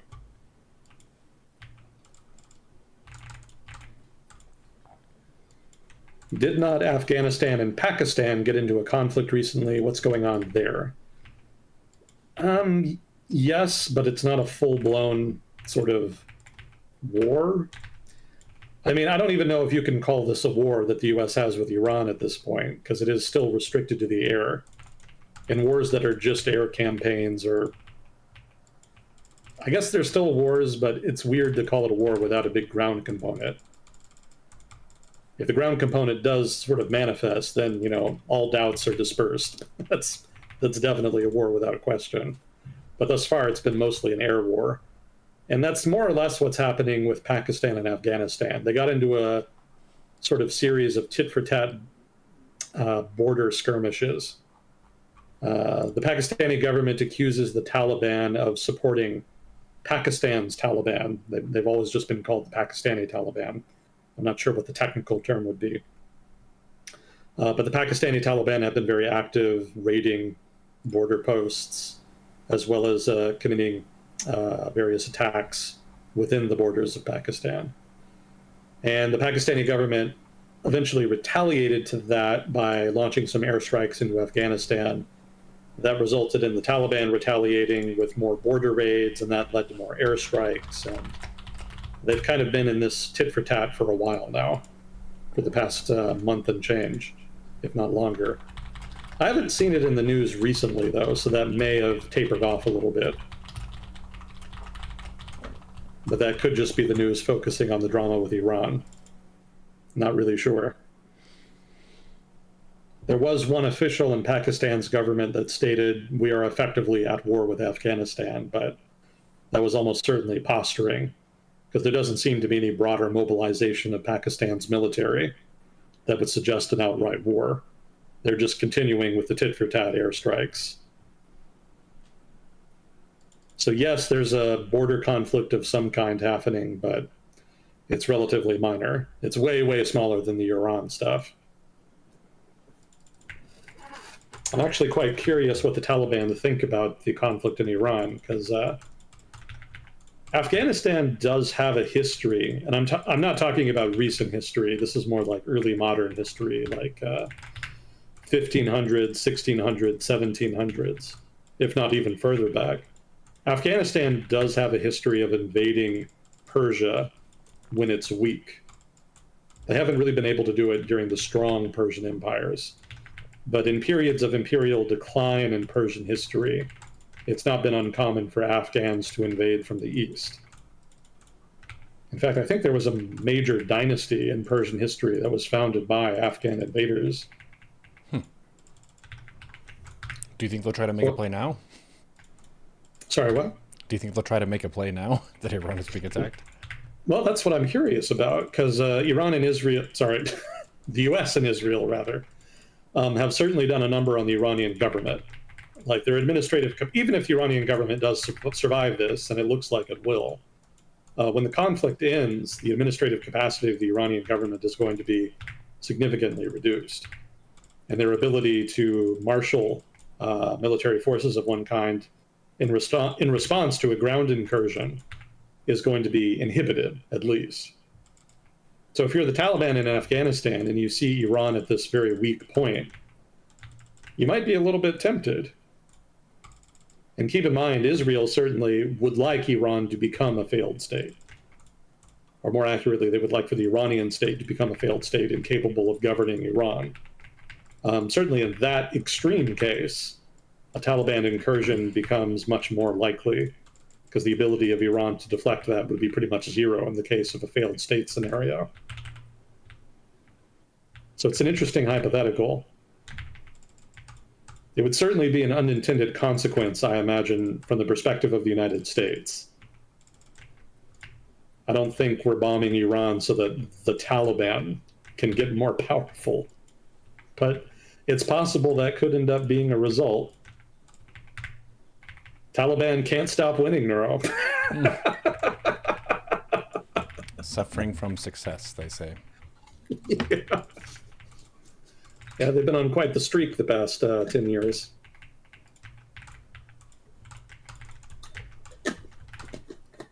I guess more like 5 years. What the withdrawal was? God, when was the withdrawal? It was Biden. 22? No, 21. Right. It was the year before Ukraine, so it would have been 21.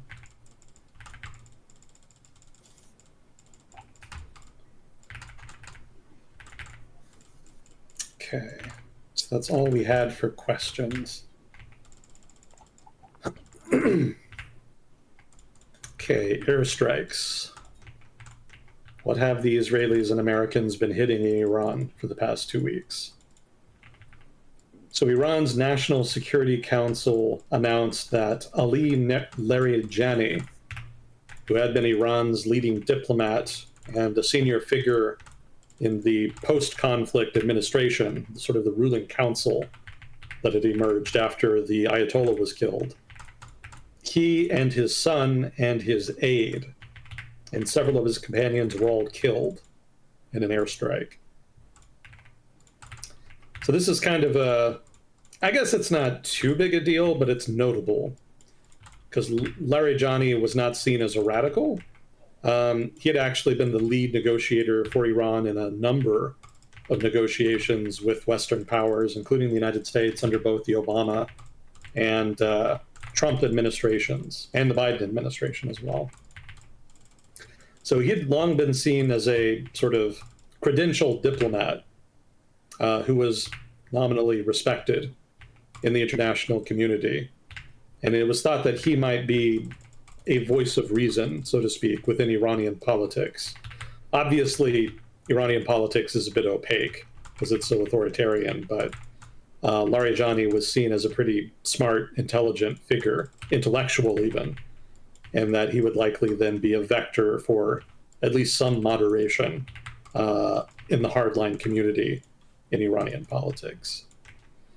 So there was some thought that maybe he would not be targeted for assassination on that count, that he would be more useful alive, basically. And it seems that wasn't the case. He was targeted anyway.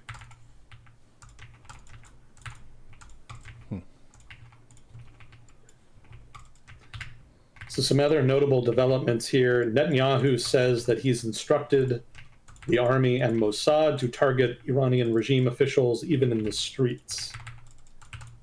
I think we talked last time about how they were using information sort of crowdsourced from social media to try to target besieged militia checkpoints. I think I have an update on that later, but first here, U.S. strikes also targeted cruise and anti-ship missiles near the Strait of Hormuz. No surprise, that's probably prep work for a potential incursion. Let's see, some Iranian power plants were hit. I mentioned this earlier, and they actually targeted the largest power plant in Iran, specifically the Isfahan plant with a capacity of 2,500 megawatts. That's, again, the largest in the country in terms of actual generation, and the largest thermal plant in Iran. And also the Khorramshahr plant with a capacity of 1,100 megawatts, fifth largest in the country. And that, of course, led to power outages in different parts of Iran, unsurprisingly. There were also some targets in Tehran, specifically energy infrastructure related. All of this contravenes Trump's statement that it would forbear on hitting power plants until early April. So I'm not entirely sure if this is breaking with that promise and suggests that he's not satisfied with the talks and is moving forward with the threat to destroy power plants in Iran, or if this is something separate. If he isn't maybe targeting power plants that are providing power for some kind of military facility, maybe a nuclear facility, I don't know. It's not really clear. Regardless, power plants are now being blown up. Let's see. U.S. Central Command came out and said that they were going to strike targets to weaken the infrastructure and military capabilities of the Iranian regime. No surprise. Haaretz citing security. If you don't know what Haaretz is, that's an Israeli center-left newspaper. They cited some security forces and said that Israeli strikes in Iran have shifted away from undermining the regime to targeting military infrastructure. So this suggests that the Israelis are actually spending less time now trying to change the regime in Iran, moving away from targeting, say, besieged militiamen, the apparatus of internal oppression, targets like that, stuff that they had been targeting since the start of the conflict. This source suggests that they've actually discounted those kinds of targets in favor of hitting more of Iran's military-industrial complex.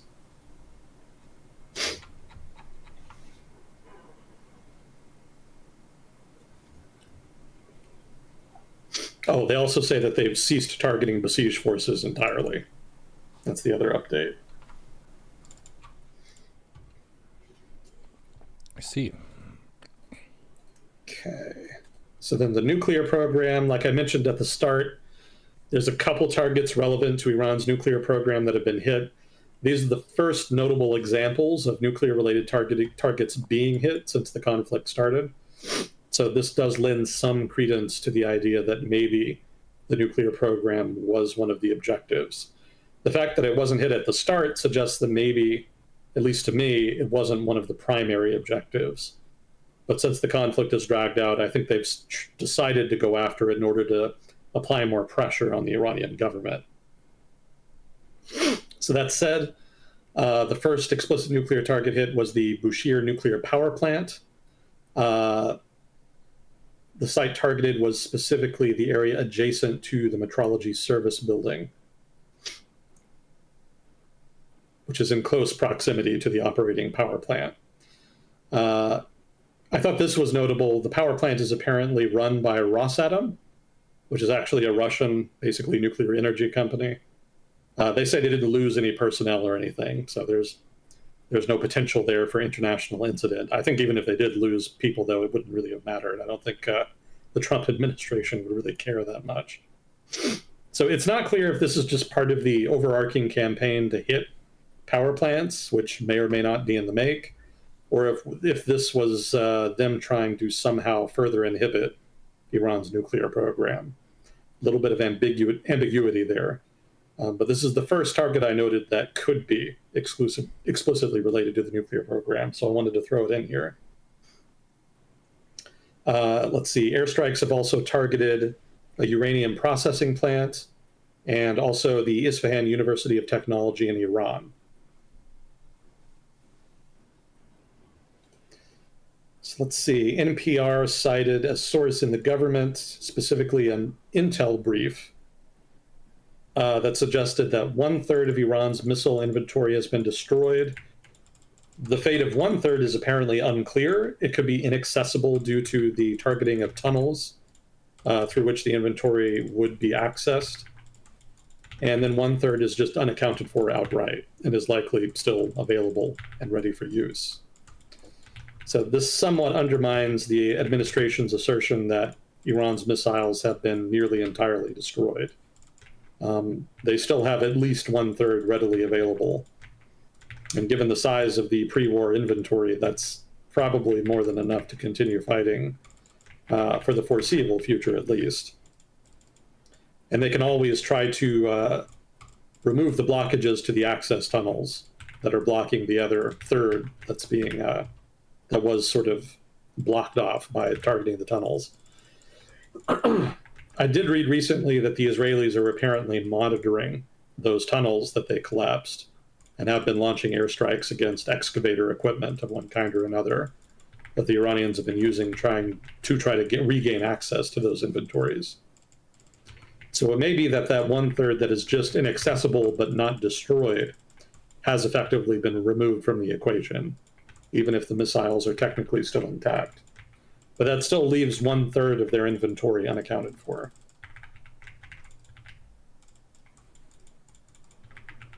And then let's see. And then, of course, the Israelis and Americans continue to target missile launchers and missile inventories. Right. Oh, that was the excavators. Got it. Okay. All right. So that's the airstrike summary. How are we doing? Been going for 2 hours. Well, I meant just more broadly, like, are we okay with continuing with this? I don't want to bore everybody. I know we've been kind of harping on this for a while. Yeah. If you want to pivot to something else, that's fine. I mean, there's a lot to talk about with it, but it can definitely feel like it drags if we're only talking about one topic for long stretches. It seems very silly to me. Expensive without a clear...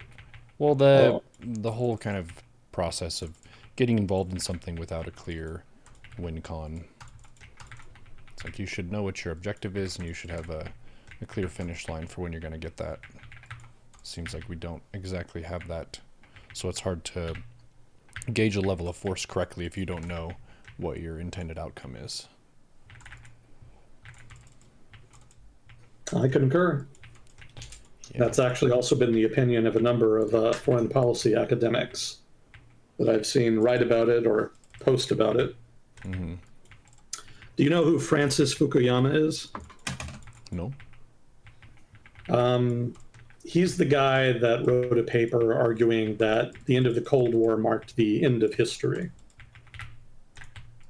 Are you familiar with that? No. Why did it mark the end of history? Okay. So this was a paper that kind of made the rounds and was broadly misinterpreted.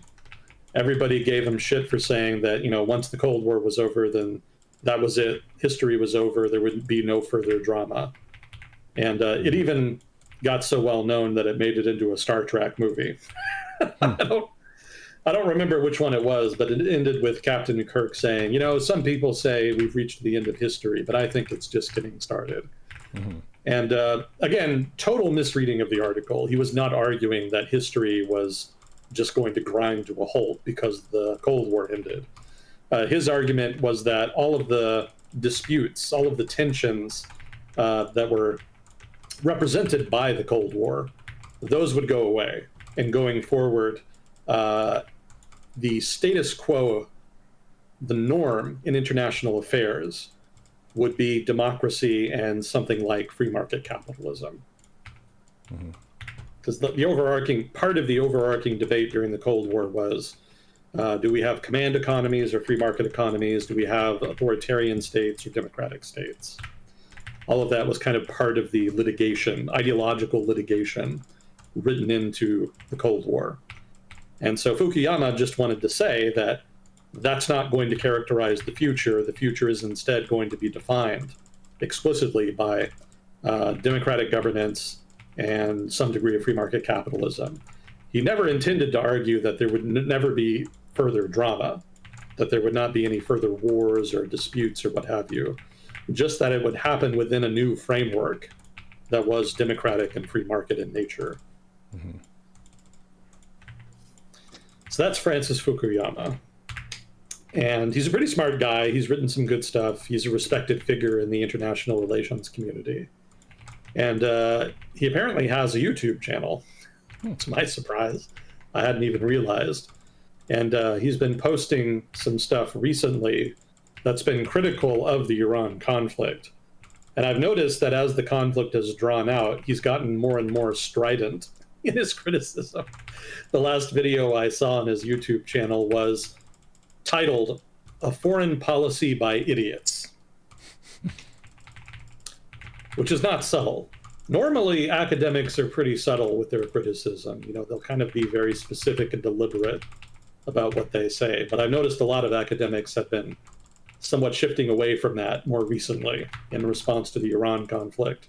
There's a lot of red flags.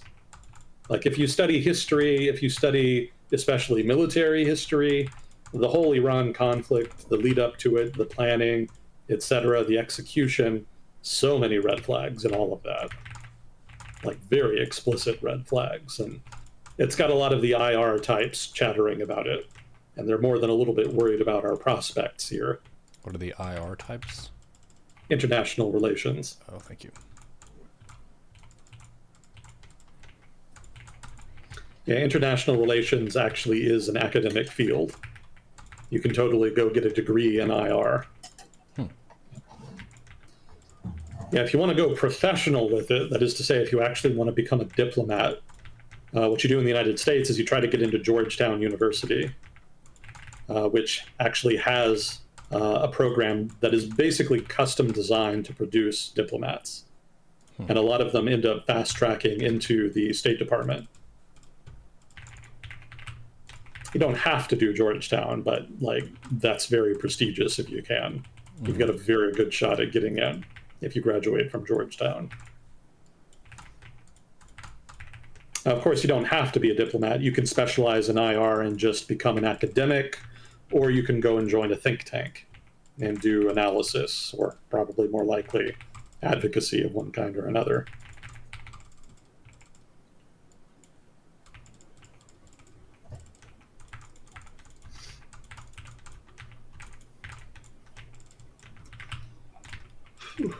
Let's see. Oh, was there anything else you wanted to get to here before we jump back in? Nothing that stood out to me. I don't think so. All right. Economic impact. So some new developments here and something that I missed the last time we talked about this. One item that I read on in a CNBC article is that insurance is not too big a deal for the merchant shipping companies that are refusing to basically sail the Strait of Hormuz on account of the conflict. There's been a lot of talk from analysts about how Iran could prevent ships from going through the strait just by increasing the risk level, by way of the fact that increasing the risk level leads to insurance companies denying insurance coverage to ships. And I had said that myself. I had thought that was true, but CNBC here actually cites some sources saying that it's not that big a deal. If they don't have insurance coverage, they might actually still be willing to travel through the Strait of Hormuz. The bigger issue for the captains is just physical safety. So this article argued. So the fact that they could get blown up by a mine or a drone or what have you, that's apparently more of a barrier than the lack of insurance. And I imagine there's like a range of possibilities there. There's probably a distribution. There's going to be some captains or companies that are more willing than others to move forward in the absence of insurance coverage. And there's probably also some companies that can get alternative emergency insurance coverage if they really need to. But then there's also going to be some that just are not willing to do it without insurance coverage. So, there's a range of possibilities there. But I think the overarching point probably stands. Like, probably there's a lot of ships that will go even without insurance and just need some degree of assurance and safety regarding not getting blown up sailing through the strait. So a lot's going to depend in that sense on the U.S. Navy's ability to reopen the strait by force, assuming that's even possible.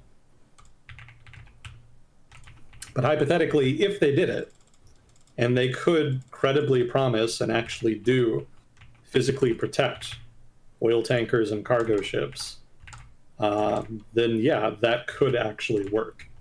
The lack of insurance would not itself, by this logic, by this article's logic, be enough to stop them. So I thought that was an interesting note there. I hadn't heard that before.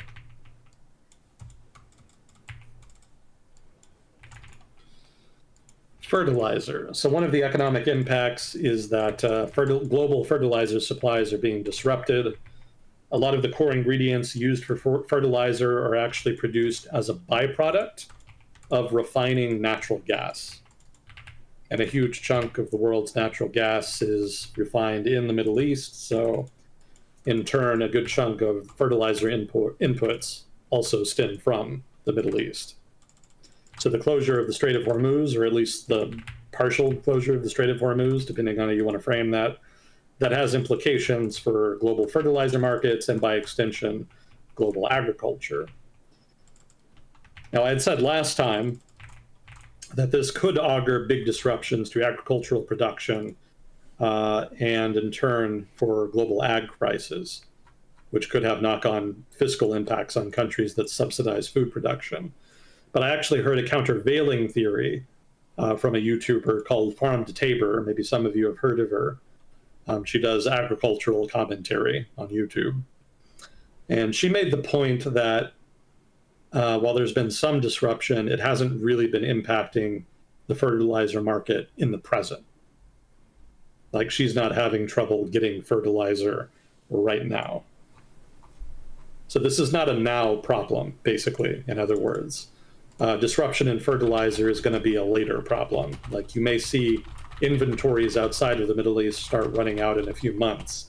And at that point, it could get to be very disruptive and start causing big waves in supply chains. It's also worth pointing out that there's probably going to be regional variance there. There's going to be some regions of the world that get relatively more or less of their fertilizer inputs from the Middle East. So it's not inevitably the case that the Americas and East Asia are going to be heavily hit here in terms of fertilizer.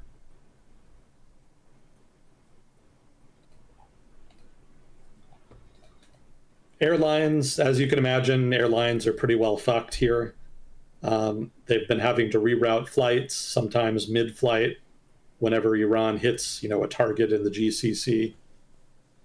Sometimes flights are rerouted multiple times. Sometimes they just end up going nowhere. They end up having to unload very confused passengers at unexpected destinations. Also, as you can guess, airfares have gone up. The number I have is that increases have ranged from 15 to 124%. Very broad range, depending on the route of the airline. And they also note that prices for transcontinental flights had gone up 106%. Whoa.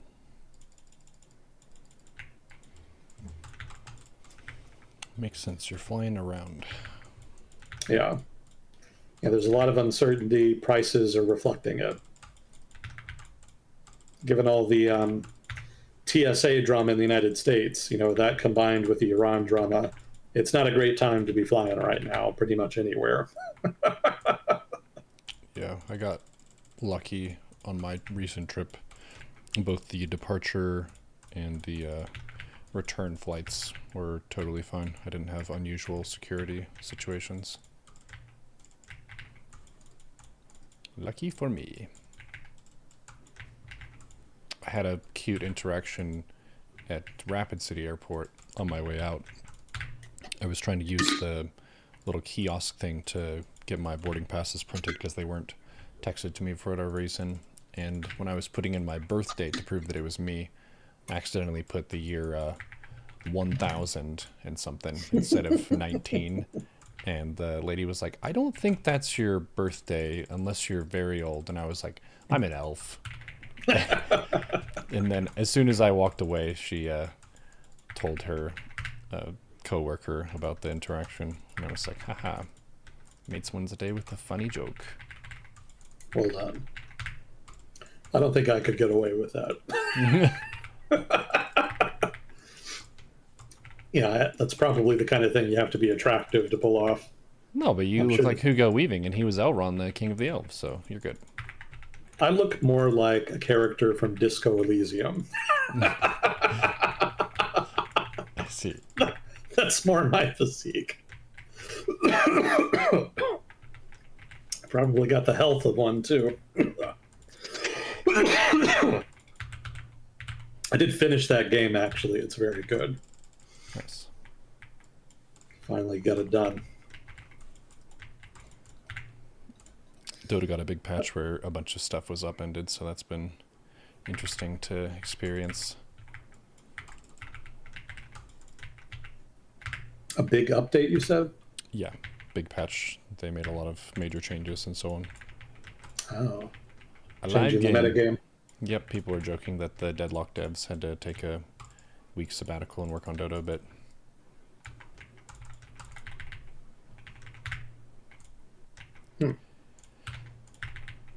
It's very interesting seeing how people respond to a new patch. I've had a lot of people playing off their assigned role because they're experimenting with stuff.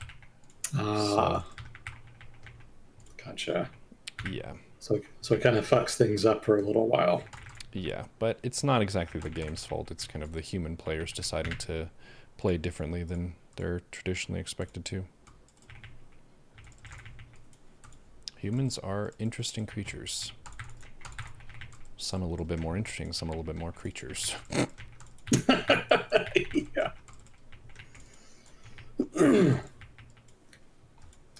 One thing I should have talked about last week, and it didn't make it into my notes. Helium prices.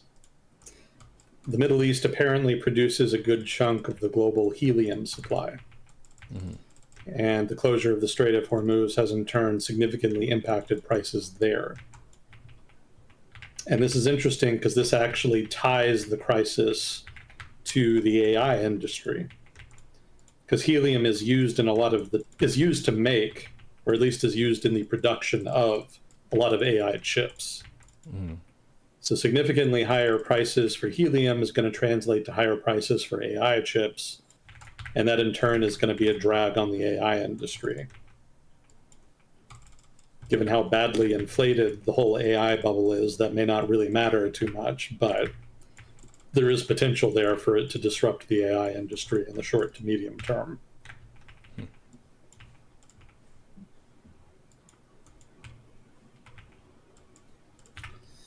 Okay, so what about energy markets? So apparently, because we live in a bizarro reality, the US is considering waiving sanctions on Iranian oil. This apparently is a move that is designed to try to stabilize international oil markets. And he was actually asked straight up by a journalist if there were maybe concerns that the US is de facto funding its enemy here.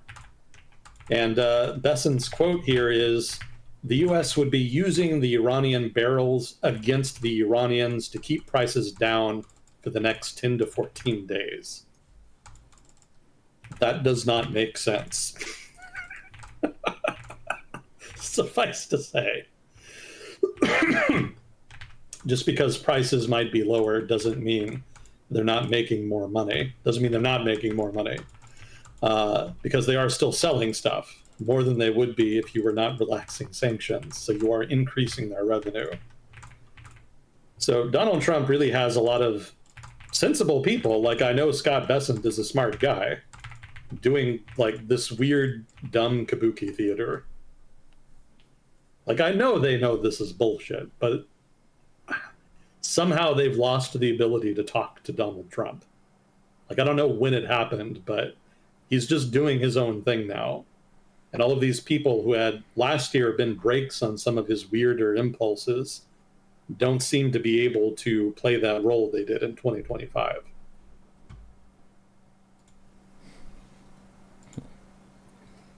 And let's see, another note on the Strait of Hormuz here.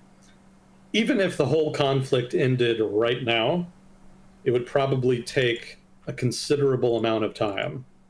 And when I say considerable, I mean months and years, for energy flows to return fully to their pre-war status quo. Because a lot of not a lot, but enough energy infrastructure in the region has been damaged now. You know, specifically that LNG terminal in Qatar, for example. That full recovery will take some time. It'll take some time just to turn shit back on. I think even before Iran started targeting energy infrastructure, a number of countries in the region had to just turn off their production facilities because they ran out of storage. And from what I read, it takes time, you know, a month and change to restart them and get them running again. So this is not going to be like a light switch where the conflict ends and then energy markets return to usual. There's going to be a transition period that's going to last a while.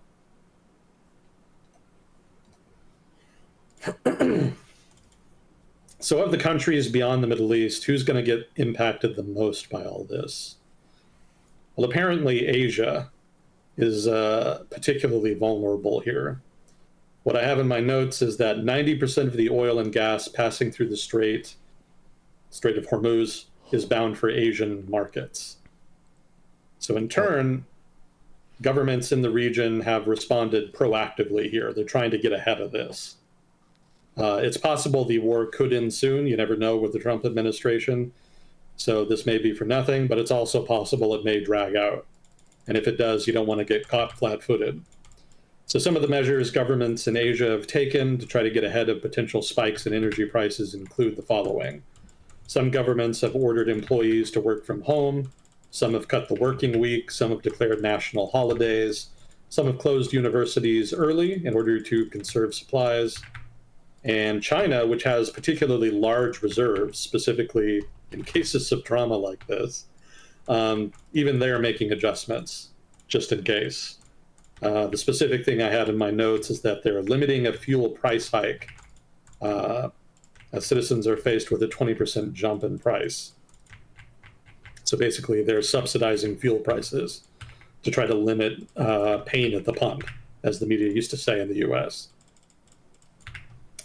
Let's see, in India, there's been some panic over fuel shortages, and long lines have been springing up in different parts of the country, people basically trying to buy gas now before the price spikes. And then in the Philippines, the government declared a national emergency and is considering grounding flights. Australia, for its part, is apparently considering rationing fuel throughout the country. So you can see this energy disruption is having an effect here, even if the full effect hasn't really fully manifested yet. Governments in Asia are already making moves here to try to mitigate the damage, and their efforts are probably going to escalate the longer the conflict drags out. Let's see, Europe also has taken some action here. Poland announced that it would reduce its VAT on fuel from 23 to 8%. Germany announced some initial measures that will limit price rises at petrol stations to once a day, at noon specifically. So you can still raise the price, but you can only do it once a day. Italy, they announced last week that it had set aside 417 million euros that is going to be used to cut excise duties on fuels until April the 7th. So basically a tax cut, temporarily anyway. South Korea announced plans to ease limits on coal-fired energy production, and then also announced that it's going to boost the utilization of nuclear power plants. It's sensible. Obviously, if one input gets more expensive, you can shift to other inputs that are cheaper, so substitution. That's assuming you have the facilities to do that, but South Korea presumably does. And then finally here, the United Kingdom announced government plans to help, quote, those who need it most, unquote. No follow-up. So it's not clear if or what they will do, but they have at least announced that they want to do something. How nice. Oh, and then to our international audience who's affected by this, the two of us are from the United States, and because you won't really get a response like this from our government, sorry, Van. Our bad.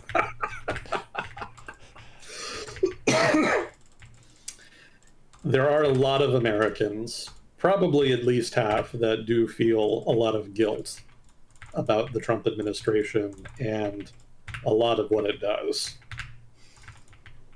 But I also know from the Ukraine experience that apologies don't really mean too much to a lot of people overseas. Americans are now in a similar position that Russians were in after Russia invaded Ukraine, which is that a lot of people don't approve of the war, but also feel like they can't do too much about it, and have found that when they try to apologize about it, a lot of people just get angry at them. And I'm actually starting to see that online now. I've seen Americans kind of apologizing online about the war and saying, you know, they hate Trump and they don't want any of this. They didn't vote for this.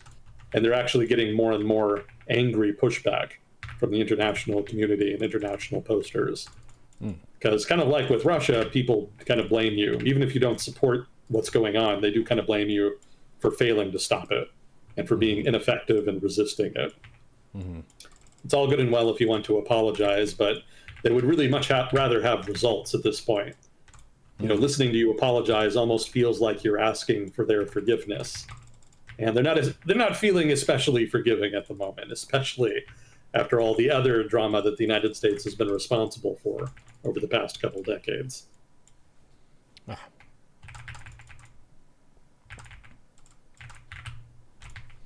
Well, okay.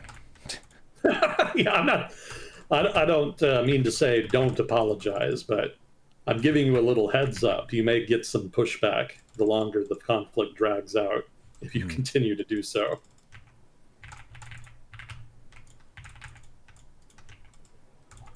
You can ask the Russians about that. They've gotten considerable experience with it by this point.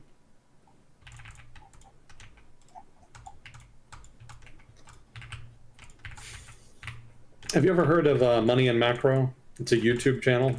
No. It's probably one of the better, maybe the best economics YouTube channel, at least that I'm aware of. Maybe there's others. But he does very good work. He is himself actually a trained economist. He has a PhD, etc. So he actually did a video on Iran, and he had some interesting things to say, some tidbits of information I haven't been aware of. Whenever there's a crisis like this, there's always some weird nuance about some market somewhere that you end up learning about. So we kind of broke down different regions of the world and how they're going to be affected. More specifically, the different degrees to which they will be affected on account of varying degrees of vulnerability to supply shocks from the Middle East and the disruption of supplies thereof. So Southeast Asia is set to be badly hit. It depends disproportionately on oil from the Mideast. Interestingly, they also get a lot of money from remittances. There's a lot of people who travel from Southeast Asia to work in the Middle East and then send money back home. So they're going to get hit in two different ways here. South Asia also kind of shares these traits. There's a lot of people in South Asia that go to the Middle East and send back remittances. And also South Asia does get a good chunk of its energy from the Mideast, LNG and oil. Europe natural gas prices will probably increase significantly. They import most of their LNG from the Mideast, or at least a good chunk of it. I think Norway is also a big producer, and also Algeria. But they'd also been importing a lot from Qatar and other Middle Eastern sources, and now they've been cut off from those. So there's going to be another energy shock in Europe on account of that, unfortunately. Mind you, this is just a few years after the Ukraine energy shock. Let's see, there's going to be a lot of regional variants. Europe imports a lot of its oil from the US and Africa. So losing the Middle East isn't as devastating as, say, losing Middle Eastern liquid natural gas. They're more dependent on Middle Eastern LNG than they are on Middle Eastern oil. Still more exposed than the United States is, but it's not necessarily going to be catastrophic. The United States, for its part, imports most of its imported oil from the Americas, so Canada, Mexico, etc. So we're especially insulated from this. That's not to say that oil prices won't go up in the United States. Just that relative to other regions of the world, oil prices will go up less, which I'm sure is going to make the international community even more angry with the United States. Not only did you cause a crisis, you're not even going to be bearing the brunt of it economically. Go fucking figure. Well, I guess I'll follow Neuro's lead there. Sorry. For what little that means. Our bad, our bad. We did try. We tried to stop him. Let's see. East Asia, Southeast Asia, import. Yeah, I already mentioned that. Mostly from the Middle East. I thought this was interesting. I already knew that there were different markets for oil in different parts of the world. We tend to think about oil as a global commodity, and it is to a degree, but there's a lot of different types of oil. Like there's light oil, heavy oil, sour oil, etc. And you need different refineries to process each kind. So different regions can end up dependent on different source regions depending on the kind of oil that their refineries need. Obviously, you can build new refineries. There was a time when the US imported a whole shit ton of oil from Saudi Arabia. But since the United States became self-sufficient in oil, more or less, more refineries have been built for shale oil and whatnot. Basically heavier oil. I think it's heavier oil. Keep me honest, chat. So that said, apparently LNG actually is a global commodity. It does trade in the way that people kind of commonly think oil does. So rather than having different regional markets, there actually pretty much is a single global market for LNG that doesn't really vary much from region to region.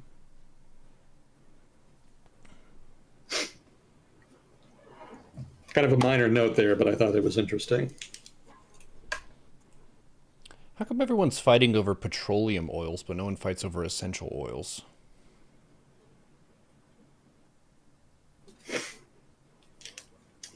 Doesn't really come up as much in my reading, I'm afraid. So I can't tell you. Maybe essential oils aren't as essential as we might have thought.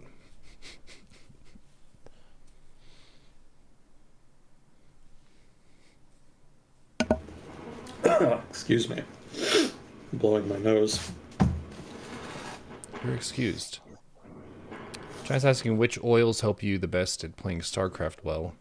I'd probably say fish oil and olive oil. They have a lot of vitamins and shit, probably.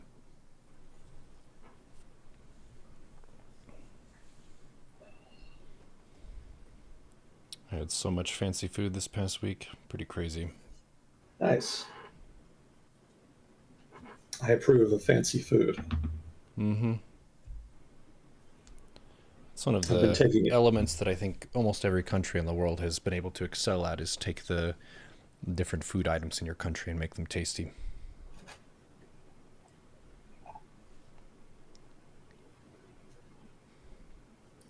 I just had pizza.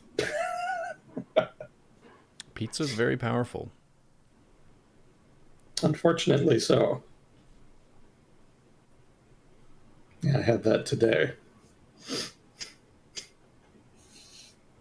What was your type of pizza?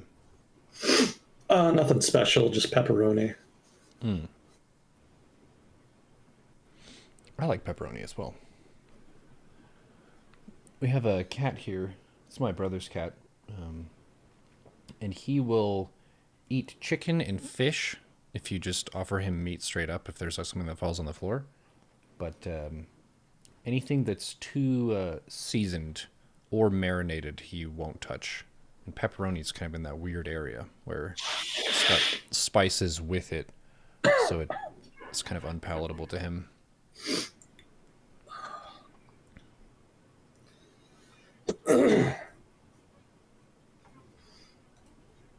Why unpalatable?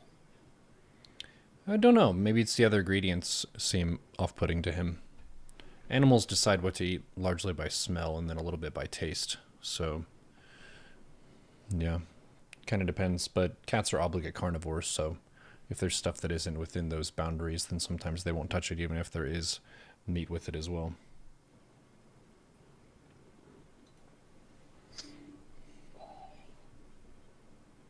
I hope I'm not sick. That's gonna suck.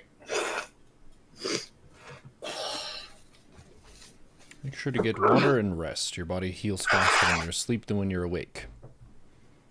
This is the way. Yeah, I really can't afford to get sick right now.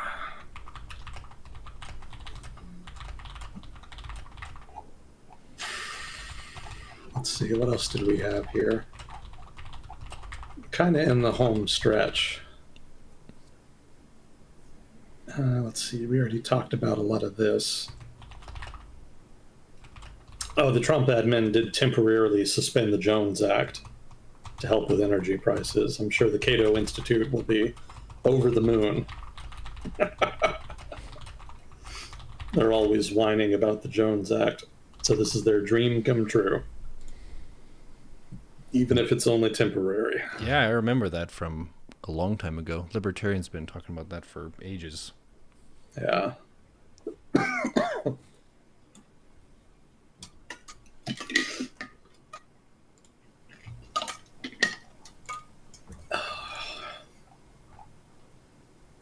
Well, I guess that explains the sore throat anyway. Fuck. You got to see me get sick live on air. Son of a bitch. That's okay. Well, if you want, we can let you rest. We don't need to drag you through straining your throat if you're working through it. Well, I don't really have too much else. I just had a section on the international diplomacy that's been happening around the conflict. Prime Minister of Japan met with Trump. Nothing really much came of that. Some German politicians made some statements to the effect that they're not going to get involved. Trump delayed his meeting with Xi Jinping. That suggests that this really was meant for the short term and that they didn't plan for a long conflict. I don't think he would have planned the conflict to conflict with that meeting, given how important it is to him. There's a note that NATO's treaty very explicitly narrows the geographic extent of the treaty. So basically, if you come under attack outside of Europe or North America, even if you're a NATO member, your other NATO members are not obligated to come to your defense. NATO is specifically meant to defend against attacks in Europe and North America. It was very much deliberately designed not to trigger the mutual defense clause in the event of an attack beyond those territories. That was actually something the United States government itself very much demanded in NATO's original negotiation, because they didn't want to basically be responsible for defending European empires abroad from foreign attack, because European empires were very unpopular in the United States. And they also didn't want Europeans to try to trick the United States basically into fighting colonial wars for them. So the US government and the rest of NATO, for that matter, is not obligated to come to the aid of a NATO member that is engaged in a conflict beyond those two regions. And so NATO by extension, is not obligated to help the United States in the Mideast. I mean, the fact that the US started it alone would be enough. But even if Iran had attacked first, NATO, by its own legal code, like by its own treaty terms, would not be obligated to help the United States in the Mideast in the conflict with Iran. Well, it's a mutual defense alliance, right? It's not a mutual attack alliance. Where if anyone attacks anyone, then everyone has to attack them. It's vice versa. If someone gets attacked, then everyone is obligated to send some stuff to help. Correct. But the Trump administration had been demanding NATO allies participate, and that kind of implicitly assumes that America's NATO allies are supposed to help us in our adventures abroad, and that's not what NATO was made for. It sounds to me, from playing so much Dota lately, as the U.S. being like, guys, let's attack Mideast, and then the rest of NATO is like, no, that's not good for us right now. We should not play there on the map. It's a bad spot. It's going to be way too costly for us for what we could potentially gain. Yeah. Yeah, they could send some guys to help with Afghanistan, but that was a pretty small deployment overall. Mm-hmm. Not to denigrate their contribution. They did make important contributions. But if there had been, say, a more pressing conflict in Europe, I don't think the Afghan deployment would have happened. And right now, there is a more pressing conflict in Europe, right? The Ukraine conflict is way more important to European security than the Iran conflict is. So it should not surprise anybody that regardless of the NATO treaty, that Europe wants to focus on Ukraine. That's where their resources are going to go. Let's see. There was an Iraqi militia that announced it would stop attacking the American embassy in Baghdad for 5 days if certain conditions were met, basically that the United States and Israel stop attacking Iranian allied militias in Lebanon and Iraq. Also, they wanted CIA personnel to be removed from Iraq, except for the Kurdish region, which is kind of a big ask. I don't even know how you verify that, but they threw that in too. Why not? Let's see. Also, Iraq is exporting more oil now through Kurdish territory. The Kurds built oil infrastructure, like pipelines and whatnot, sort of in the aughts, mostly. So there actually is an alternative outlet beyond the Persian Gulf for Iraqi oil exports. It's kind of limited. It's designed more to export the oil extracted from Kurdish territories, which is not nearly as extensive as the oil reserves in southern Iraq. So this is not going to be a full substitute, but it is going to help at least a little bit. And this does give some leverage to the Kurds, and they're using it to try to get some concessions from rivals in the Iraqi government. Let's see, Japan, Cyprus is considering renegotiating British bases because the British haven't really defended them very well. Yeah, if Britain gets kicked out of its bases in Cyprus, that'll be definitely one of the big unintended consequences of the conflict. That's not set in stone, but the Cypriot government is concerned about the fact that its territory has been targeted by Iranian munitions. That's got a lot of people on edge.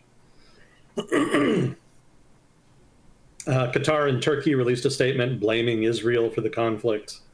No surprise. And they're arguing in favor of de-escalation and negotiation. I already mentioned India got oil waiver for Russian oil, so obviously that's nice for India. A nice little, I guess, a gift, a concession, if you will, from the United States to India. But I think it's discounted by the fact that it's part of a broader operation to stabilize oil markets. For what it's worth here, the head of Saudi Arabia, Saudi Crown Prince MBS, Mohammed bin Salman, allegedly told Trump that the United States should continue fighting to destroy the Iranian regime and remake the region. So that's the most explicit endorsement we've heard yet from a GCC leader. Let's see, the ambassador to the United States for the UAE also rejected the idea of a simple ceasefire and called instead for a, quote, conclusive outcome that addresses Iran's full range of threats, unquote. And I've read also in a different article that the Emiratis and Saudis may have been a bit reluctant to endorse the war at first, may have even opposed it, depending on who you want to believe at this point. But at this juncture, now that they've incurred the cost of the conflict, they want some benefits, and that to them means dealing with the Iran threat once and for all. So they have fully converted now back into hawks, it seems. Yeah, you said they were reluctant at the start, but I guess after the continued pressure on them as a result of Iran, then they're more hostile. All of the things they were afraid would happen, all of the things they were afraid might happen in the event of a conflict that led to them being relatively dovish over much of the past 10 years, all of that has now happened, right? There's no point in being risk averse about it now. The risk is here. It's happened. Stuff is already blowing up. So now that you're experiencing all of the bad things you were worried about, you might as well push forward and try to get something out of it. That seems to be the attitude. Yeah, you don't really have takesy-backsies with this kind of military intervention either. Yeah. Yeah, we are well and truly in the shit now, with potentially more shit on the way, depending on what happens with the ground component. Let's see, Ukraine and the Saudis signed a deal to cooperate on counter-drone warfare and some other stuff that we're probably not going to get details on for a while, supposedly investments and other economic cooperation. But the main thing is going to be the counter-drone warfare. And the Ukrainians are definitely very experienced in that. So it may be that they could actually make a substantive contribution there and negate the drone threat from Iran, which at this point is the bigger threat. The ballistic missiles are definitely a problem, but they only have so many. The drones, on the other hand, are practically a renewable resource. They've got plenty of those on the way in their inventory. And then the French government said that it was in talks with 35 countries to potentially form a mission to reopen the Strait of Hormuz. But there haven't been a lot of takers, I think. Oh, you know what? This is, let me just read it. France said its military chief held talks with around 35 countries on Thursday as it sought partners and proposals for a mission to reopen the Strait of Hormuz once the U.S.-Israeli war on Iran ends. So France here is signaling that it would be willing to join a mission to open the Strait of Hormuz, but only after hostilities have ceased. Presumably, if they do cease, then there's not going to be an issue with the strait being closed. So I don't know that this is all that meaningful. And it actually kind of reminds me of Ukraine, where there's been a lot of talk in Europe about willingness to deploy forces into Ukraine to deter a future Russian attack, but only after the current Russian attack ends. So there's some risk aversion there that kind of undermines the existing conflict and the prospects for peace. Like, it's great if you want to help, but it would be more useful if you were willing to help now and not after the fighting has already stopped. Yeah, I suspect Paris here is trying to mend ties with the Trump administration by at least pretending to want to help the U.S. out. But they're very clearly signaling here that they don't want to take any real risks, at least as far as military involvement. That is likely to continue to be the case.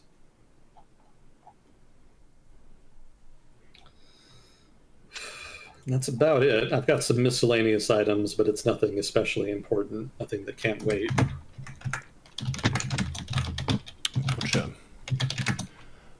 Well, for those who missed it, we always upload these to YouTube. I got to start today's segment with the exposition on Afroman and his very successful court case, which is perhaps foundational for the free speech of American citizens, but was well played by him. Bit of a funny news item to throw some comedy and success into the mixture of random war shit that we probably definitely should not be involved in. Whoops. Here's to a swift and efficient de-escalation of conflict and resuming of trade routes. Ideally. That's not the direction of travel. Yep. Well, we have what? Less than 3 years of Trump admin left. That's after the first year. That's an eternity, man. 1 year was so long. 3 more years, man. I don't know. We may not make it this time, Neuro. I think we'll make it. We'll Ever make the it, optimist. and people will be indicted. Oh, that's especially optimistic. And the next admin will make some new mistakes too, because nobody's perfect, but some admins are definitely worse than others. Depends on who you ask.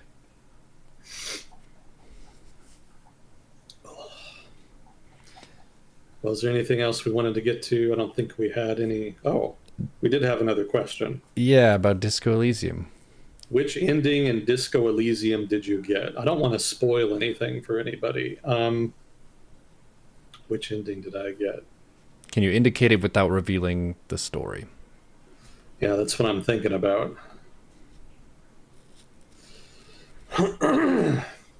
I'm blanking out. I'm not feeling well. I don't know if I can. I got the less good ending, I guess, if you can call it that. Somebody got shot, and then a certain loudmouth ended up being my partner. I see. Let's put it like that. That's my best effort.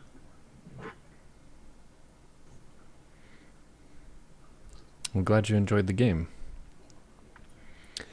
We can let you rest now, but thank you, chat, for your participation. Thank you, Fuzzy Code, for finding questions, and Agent Smith for your time. We'll see you on the next episode of Well Discussion with Agent Smith. Yep. Thanks again. Always a privilege. Talk to you next time. GG. Hugo Weaving.